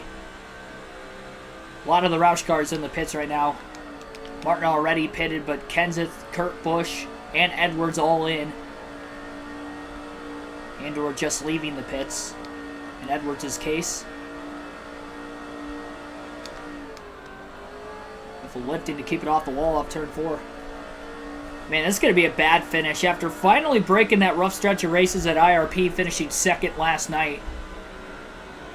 And, I mean, this one wasn't my fault. Kind of similar to the engine failures we had at Daytona this season, where I blew motors in both races.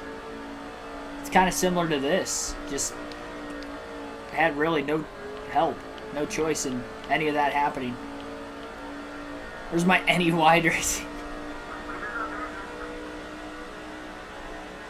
Only 11 more cars still have to hit pit road, and Tony Stewart is on his way in with a few others. Elliott Sadler will take over the race lead for the third different time today. He hasn't led many laps at a time while he is taking the lead, and we know he is going to end up pitting next as well.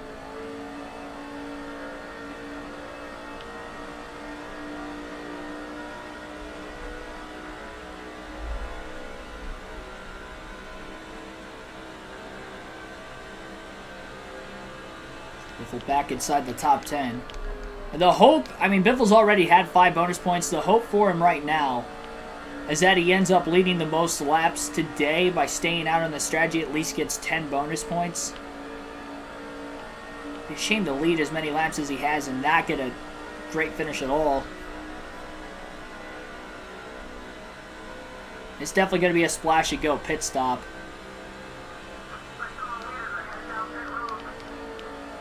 Still not going to be able to cycle anywhere close to the lead. He'd be lucky just to mold himself back in traffic, really. Earnhardt staying out. It's first lap. Dale Jr. has led today with Elliott Sadler pitting off turn 4 that last time, along with some other cars. Biffle back in the top 5, now up to 4th place, it appears. 3 more cars still have to pit before Biffle cycles back into the lead.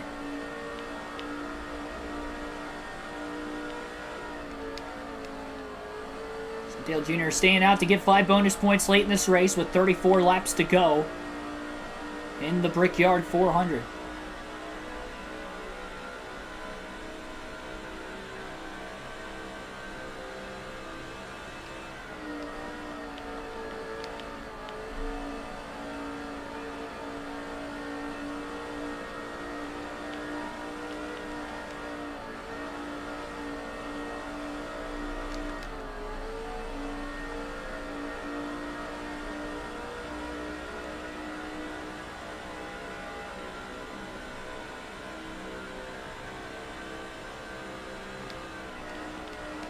Biffle back out in front. Junior still led that lap on pit road. Biffle will lead the next time by. Much older tires and just a much slower car all around. And he's about 14.4 seconds ahead of the rest of the field right now.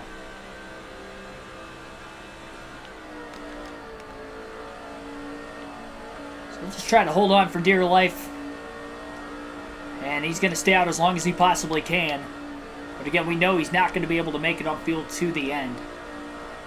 Hopes is that he gets the official word that he'll clinch the most laps led at some point in time. Because he has led quite a few laps today. Up to this point. 52.922 that last lap. We've seen lap times as low as 51.6s in this race, so he is well off the pace. Really more than a second a lap with the damage to the right front. And again, we don't even know where he picked that damage up, but he picked it up somewhere.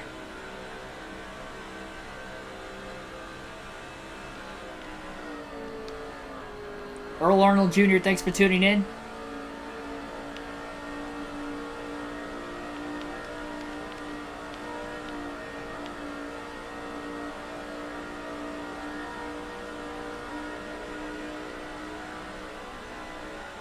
I mean, even if Biffle were to make it on fuel, he's not running a pace quick enough that he is going to actually be able to hold him off.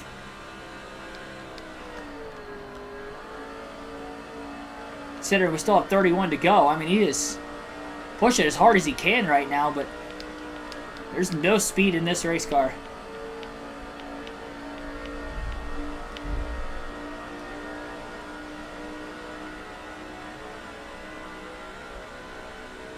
So again, the plan is whenever Greg Biffle ends up hitting pit road, or potentially losing the lead, whatever happens first, we're going to try to get either Matt Kenseth or Kurt Busch their first win of the season. Whoever's closer to the front of the field of the two of them. They've both been towards the front, and Kurt Busch has been as high as second today.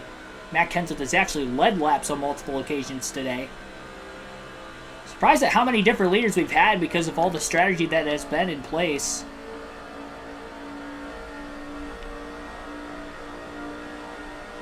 And the amount of cautions we've seen as well, with drivers pitting and not pitting during some.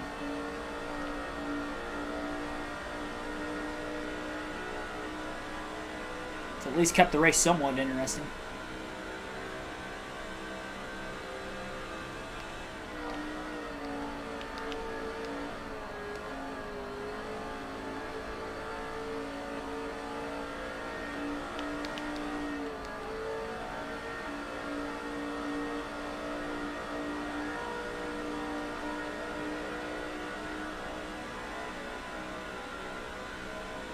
Yes, this is the only stream today. We'll run the next Cup race on the schedule for NASCAR 06 tomorrow night. And that will take place at 6 p.m. Eastern Standard Time tomorrow. We'll also have a reaction video uploaded tomorrow as well.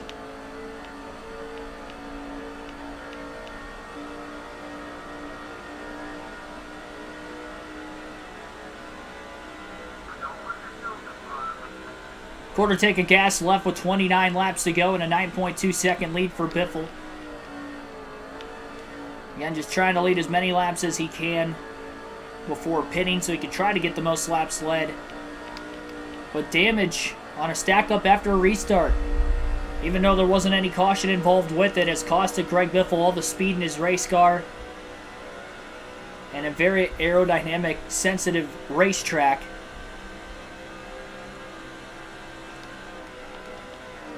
I wouldn't be surprised if he finishes last car in the lead lap at this rate.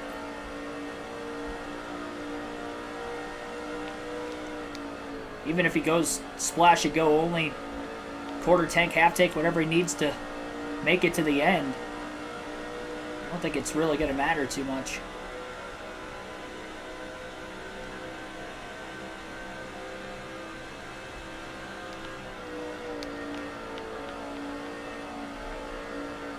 I would imagine Tony Stewart is going to be in second place right now. Hoping Kurt Busch or Matt Kenseth are within striking distance. We try to get one of those two to win. The Crown Jewel races this year for Greg Biffle have not been good. The Daytona 500 blew an engine while leading. Second crown jewel event of the year. We ran the Coke 600. We got turned in the middle of the front stretch by Ricky Rudd and ended up flipping and crashing and DNF'd in that race. This is not looking like it's going to be a DNF for Biffle, but just more bad luck. And he played this race perfectly. He had the strategy played out well. But I guess that's the dangers of being towards the middle or the back of the pack on these restarts. On really any track, is you risk getting involved in those accidents even when he's not pushing hard at all today. He still found his way into that accident when he was on the right strategy of potentially winning this race. Now it's not the case. He's just trying to get the most out of it he can. So definitely going to fall backwards in points after finally getting a second place finish, ending the 3 straight races outside the top 15. Barring a miracle here, just to get a top 15 finish. It's going to be 4 races out of the last 5 with finishes outside the top 15 for Greg Biffle. And we are going into the second half of the season starting tomorrow night. He's going to have to find a way to get good finishes going forward.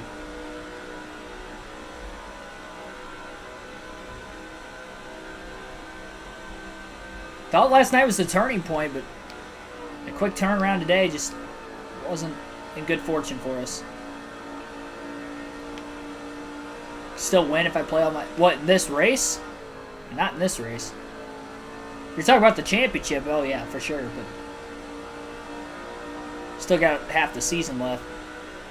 But, I mean, we can't keep waiting. I mean, we tried to come back in the Cup Series last year. It was too late at the end. Granted, that was in the chase, and it was a little later in the season, but still. It was similar in the sense that we had a lot of drivers between us and the leader, and that's kind of the case right now. Assuming Biffle will fall again in the standings after this one. I wonder if Jeff Gordon's up there with a shot to win 3 races in a row as well. That'd be impressive.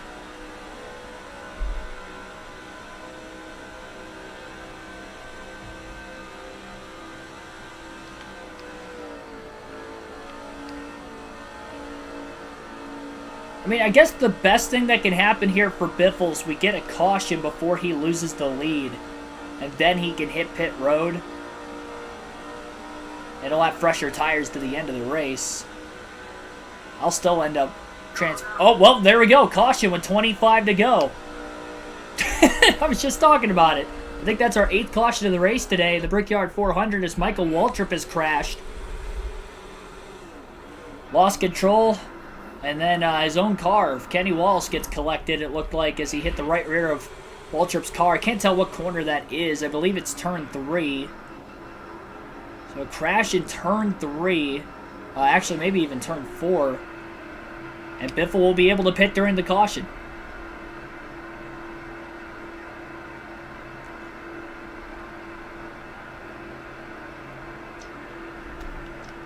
Might as well top off on fuel here. Take that round of wedge out of it, repair damage, and we'll see what we can do. Won NASCAR 06, wrecked 3 times in the last 40 laps. Went to the back of the field. Won, never doubt yourself. Oh, here we go. Rexy. Well, Biffle hasn't had to push hard all day. He's going to have to push hard now. And there's everybody pretty much on the lead lap still. It's not a hard difficulty, though, so I don't think I'll be able to get all the way through the field. But we'll see how many spots Biffle can pick up. This is the best-case scenario that could have happened in that situation, though. Because now the car's going to get at least a little fixed up. I hope it's at least somewhat competitive to pass cars back here. You'd have to imagine with having about 15 to 20 lap fresher tires, that will also help. And again, the call to take the half a round of wedge out of the race car. Santiago Kid, thanks for tuning in. You guys predicting more wrecks after this? Is that what you're saying? We'll see. Biffle hasn't had to push all day, and now he's in a position where he has to. He's in 42nd. Tony Stewart will be the new leader in the restart. Green flag back in the air. 21 laps to go in the Brickyard 400. Stewart trying to get his 3rd win of the season and his 2nd in the last 4 races. His only 2 wins came at Daytona. Could you imagine all 3 of his wins would all come on 2.5-mile racetracks? Stewart's got this down to a T. We've already ran Pocono. He didn't win that one. Another trip to Daytona, though.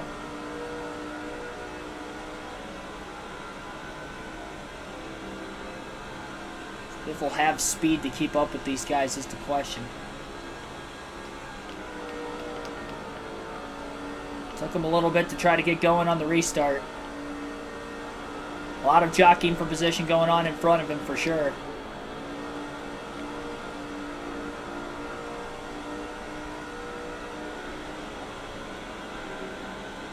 And we are down to just 20 laps to go in the Brickyard 400.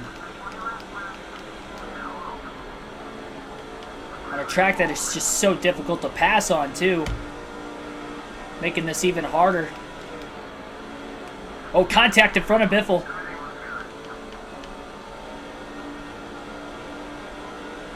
And he got in the back of Shane Meal. That stalled him out in turn 2.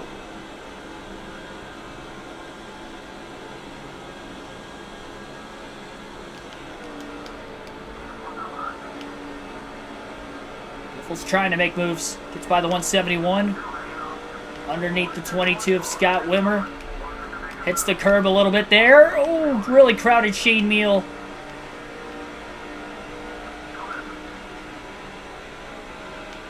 Sliding in line, trying to block for 39th. That contact with Meal off turn 4 kind of stalled out the momentum on the straightaway for Biffle. Trying to get that momentum back. That's why he not only has to pass cars, but he has to pass cars cleanly. So the inside of the 08 will bounce off the curb. That didn't help, but he does clear Meal.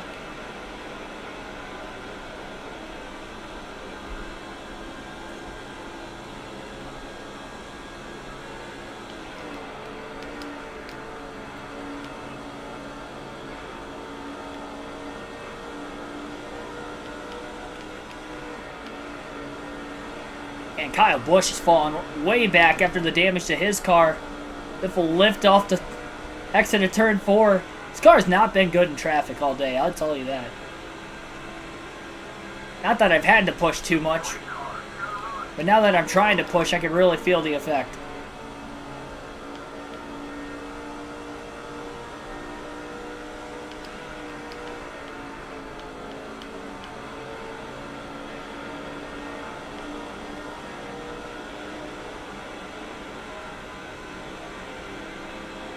I'm not gonna wall ride it, Indy. This is way too fast of a track.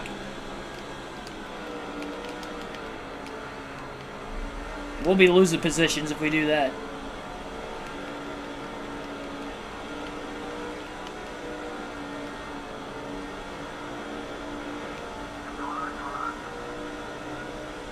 Couple of Hendrick cars. Oh, man, John Andretti pulled back in line, and Biffle gonna lose all of his momentum now. No drafting help in front of him.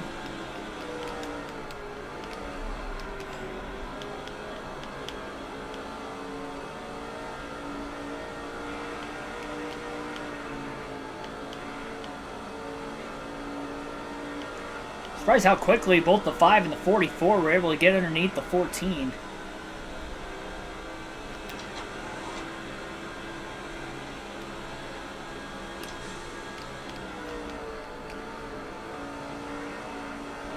Some sparks flying up there. Got a little more contact into turn 3. I think even with the 4 tires, this car still got enough damage that it's not quick enough on the straightaways. I'm too far back to even get a top 10 at this point.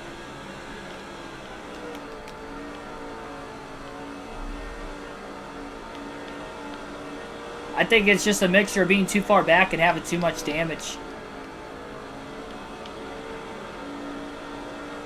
Tyler Herman, thanks for tuning in.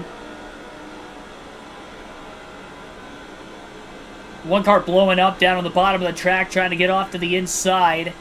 Like Casey Mears in the 41. That'll be another free spot. Locking the tires up a bit. Skirts them into turn 3.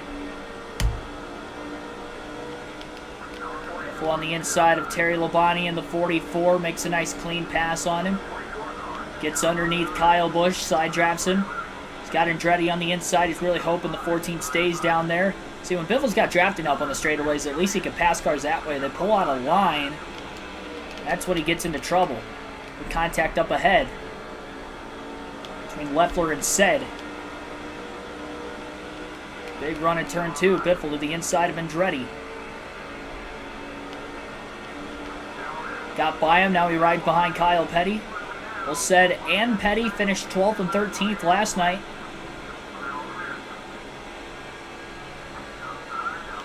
Now, Petty pulled out a line, but that was in a perfect spot for Biffle to have the inside opened up for him. Biffle going for the spot. Petty might have gotten into the wall there off the exit of turn 3 as he couldn't hold the outside line.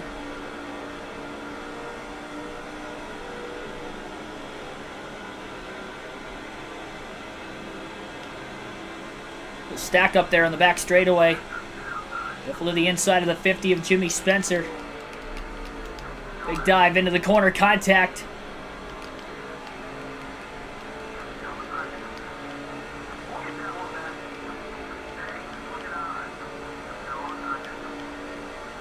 Can't clear Spencer yet.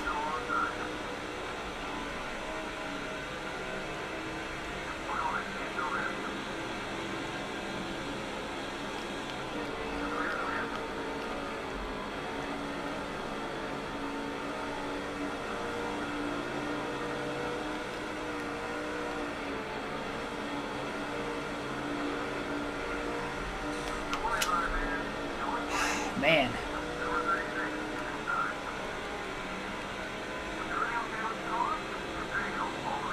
Switching to Kenseth or no? I will eventually. I'm trying to get as many spots as I can here first, but it's just not working. And this car is too damaged to even pass cars like easily on 15 to 20 lap fresher tires. I mean, we can't make clean passes to save our life right now. I mean, I am slowly. But on cars that are outside the top 30, you would think we'd be able to get by them much quicker, especially with how fast the car was earlier.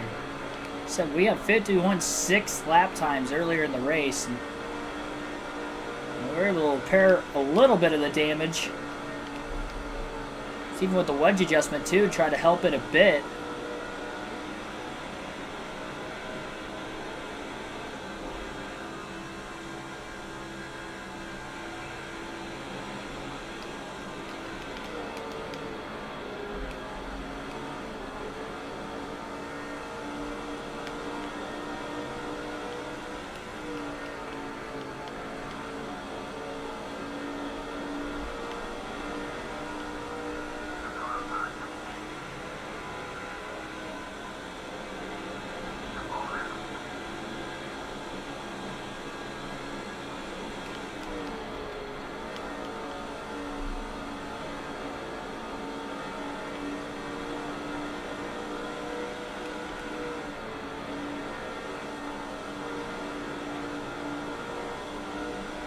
$11 to go at the line.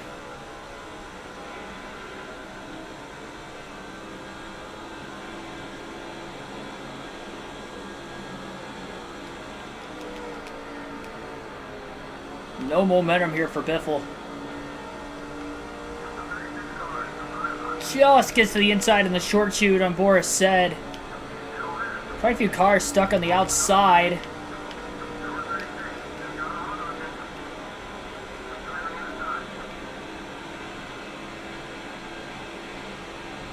Helps him move up a few spots.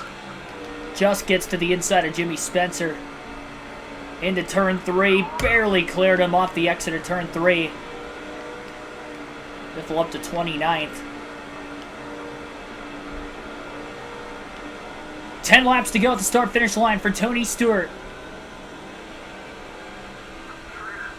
Here's with a block on Schrader. Biffle trying to get underneath the 49. Biffle off the curb on the inside in turn 1. And Jimmy Spencer gonna try to get back around him into turn 2, and that's exactly what happens.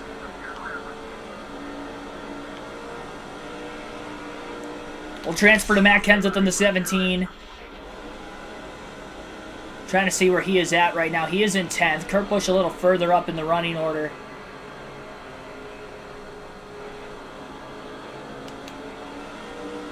So we will race as Kurt Busch to try to get him his first win of the season.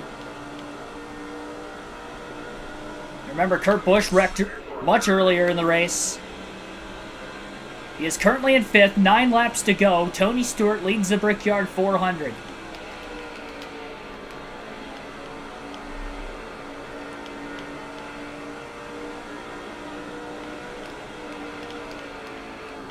Sadler in second, who started on the pole, still up towards the front of the field as well. A lot of the cars down on the inside. They're trying to draft and work together to get by the 20 of Stewart, who's led for quite some time. And Sadler is there. Kurt Busch off the curb, but it surprisingly didn't throw him. Up the racetrack, and Sadler is clear. Elliott Sadler leads the Brickyard 400 off of turn 4. Contact between Busch and Johnson.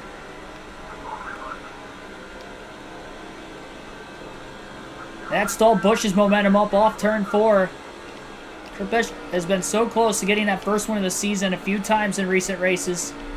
And even after a wreck earlier in the race today, he's trying to have a shot again late. Looks to the inside of Jimmy Johnson through turn 2. Drafting behind Carl Edwards on the backstretch. Johnson trying to side draft the 97, couldn't do it anymore. Biffle on the inside of the 20 of Stewart for third, who was going backwards late in the race.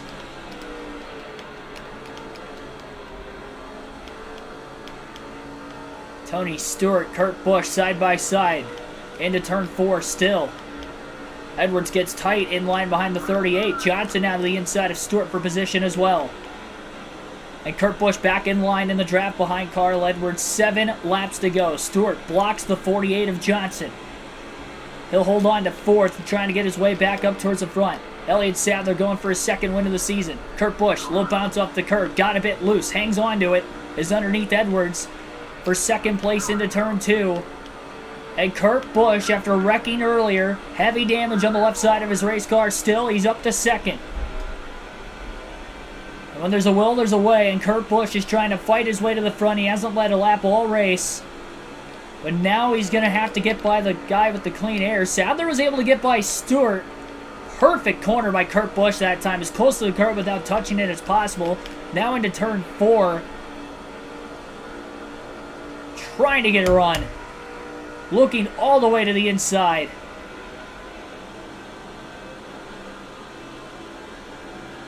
And we're down to 6 to go. A 51.544. Busch's fastest lap of the race that last time by. Sadler got loose. He forced him into a mistake. And Kurt Busch is in the lead into turn 2. Oh, that was perfect. Kurt Busch is now in the driver's seat.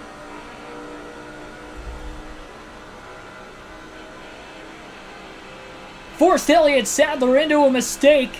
Sadler got loose, held on to it in turn 1, but now Kurt Busch leads for the first time all day long. What a series of races for Busch. Even after his struggles early, now can he hold on? As he'll be coming to 5 laps to go. It's going to be 5 bonus points.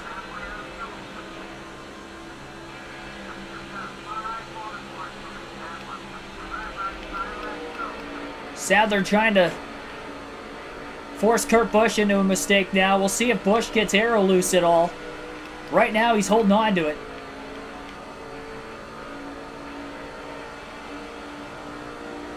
Edwards trying to get around him for second. Definitely going to get the big runs on the straightaways. Busch just has to make sure he can block. Sadler with a deep dive. Oh, he gets into him. There's contact, and Edwards is going to get to the lead on the outside. Oh, my gosh. Sadler drove it in deep. He got into the left rear of Kurt Busch, and Edwards leads.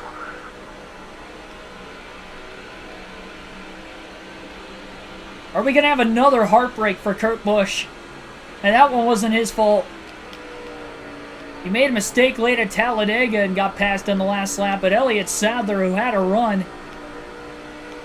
really dove that car very late into the corner.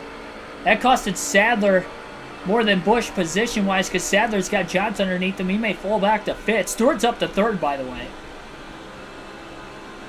And now Edwards leads with Kurt Busch in 2nd. Roush Fenway 1-2 at the front of the field. Kurt's going to have to try to make a pass again. And he got Edwards a bit loose. Forced Edwards into a mistake. Kurt Busch on the inside, but is he going to be clear off turn 4? He is. And again battles back to the lead with 3 to go. This guy's starting to make passing for the lead much easier than what it was earlier in this race. Having to block the 99 down into turn 1. It wasn't over yet for Kurt Busch.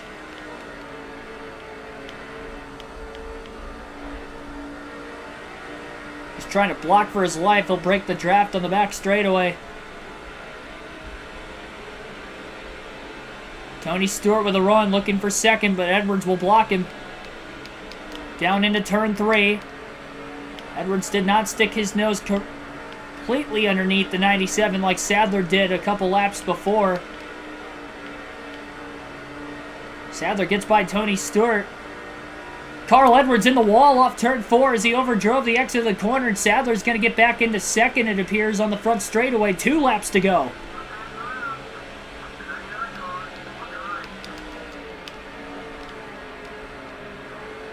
Side by side for second place. Sadler gets squeezed by Edwards, who's on the outside. A lot of pressure right now for Kurt Busch. And again, breaking the draft on the back straightaway. Just a bit with that low exit to turn 2. Back up to try and block now. 38 going low. Last time he was in this situation, he stuck it way underneath the 97. Busch a little air loose in the middle of turn 3, but holds on to the race lead. Can he hold on for one more lap? And Sadler goes up the track wide off of turn 4. He's going to lose second. Edwards back into P2. Or at least underneath the 38. He hasn't cleared him, though. White flag in the air. 1 lap to go for Kurt Busch to win the Brickyard 400.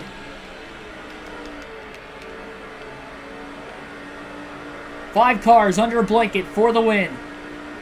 Busch a little too low off turn 2 that time. Edwards to block Sadler as he's clear in the middle of turn 2. Went wide. Really trying to protect. Johnson trying to get underneath the 38, and Edwards is going to have one more shot at Kurt Busch. Busch going to try to block his teammate. Edwards deep into the corner. Kurt trying to hang on to the race lead. One more corner as they head for 4. Johnson to the inside of Carl Edwards for second place. It's going to be a photo finish for second, but at the front it's Kurt Busch who is going to win the Brickyard 400. And finally breaking victory lane, breaking into victory lane for the first time this season, Kurt Busch will get to kiss the bricks. And we now have 9 different winners on the year.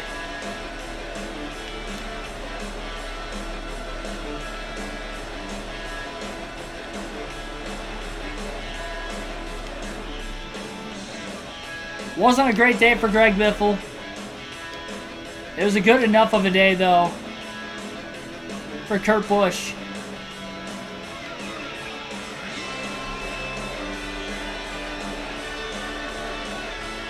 And Kurt Busch from a spin to a win at Indy.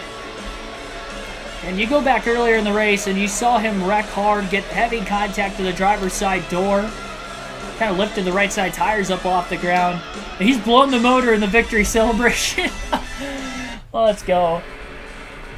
Blew the motor in the victory celebration. I don't think I've done that on this game before. A 1-2 finish for Roush Fenway Racing today. 5 laps led for Kurt Busch all towards the end of the race. 8 cautions for 24 caution laps. 20 lead changes, 3 hours, 12 minutes total time on this race. 124.78 miles per hour is the average race speed. And a tenth of a second was the margin of victory for Kurt Busch over Carl Edwards in second. Jimmy Johnson finishes in third. Elliott Sadler in fourth after starting on the pole. Tony Stewart, who started deep in the field, led 36 laps, finishes in sixth. I think Greg Biffle led the most laps today, if I'm not mistaken. Jeff Gordon ends up finishing in sixth.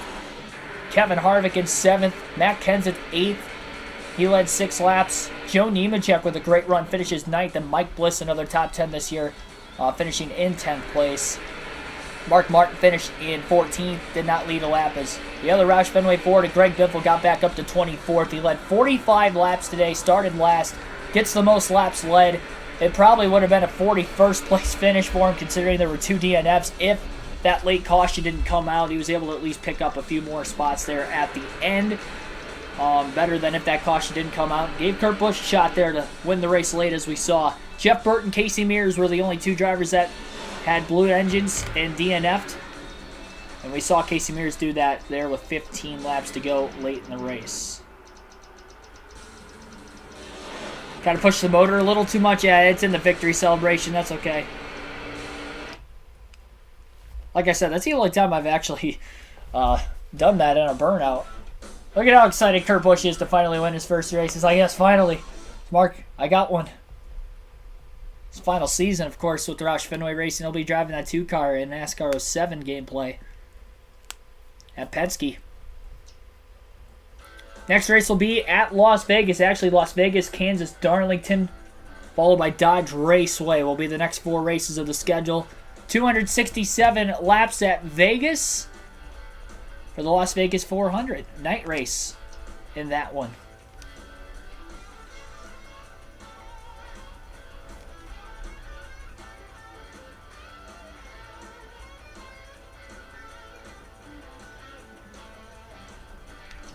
Check the standings out here. Jeff Gordon grows that point, or actually the points lead shrunk there for Gordon. He didn't have a good finish despite having a good start today. Led laps at one point middle of the race. Greg Biffle's surprisingly still 6th in points, but obviously lost points to Gordon. Could have lost more with that 24th place finish if Gordon would have finished better, but luckily Biffle definitely not completely out of contention. Didn't lose any spots and points like I mentioned, so that's good too. Only the top 5 are within 1 race worth of points. All within 96 points, though. Still tight. Got a tie for 3rd between Edwards and Busch. They both have 1 win. So best tiebreaker after that would be average finish, which I guess goes to Edwards as of right now. We're not keeping track of everybody's average finish. Just the top 5's, top 10's wins. And for myself, laps led. And I keep track of my own average finish, which it'll drop after this race because I think it was at a 13.9. Going into this one. 13.7 going into this race. But led 45 laps. We had a fast car. Got the stack up off the restart. Had damage. Was never able to really capitalize off it. The only thing we were able to do was go off strategy from that point and at least clinch the most laps led, which we were able to do by just 8 laps over Tony Stewart. So at least we ended up, doing that to get 10 bonus points, but obviously our shot at getting a good finish was not good. So 4 finishes now outside the top 15 the last 5 races. Finished 2nd in IRP last night. Thought we could turn it forward today. Good news is we're still 6th in points. The bad news is, though, we did lose points. We were 117 back coming in. Now we're 171 back. Still have half the season left. This is a season-long points format. No playoff, no chase. So we'll just try to run it out to the finish. Jeff Gordon, who won back-to-back races coming in, still has the points lead. And even though it shrunk by 10 points to Elliott Sadler, still a decent run, I guess, for Gordon at the very end of this one. Like, subscribe for more daily NASCAR content. Reaction video coming to the channel tomorrow. We'll have our next live stream. As you saw, next race will be at Las Vegas. That will be at 6 p.m. Eastern Standard Time tomorrow night. Thanks, everybody. Have a good one. I'll see you tomorrow evening.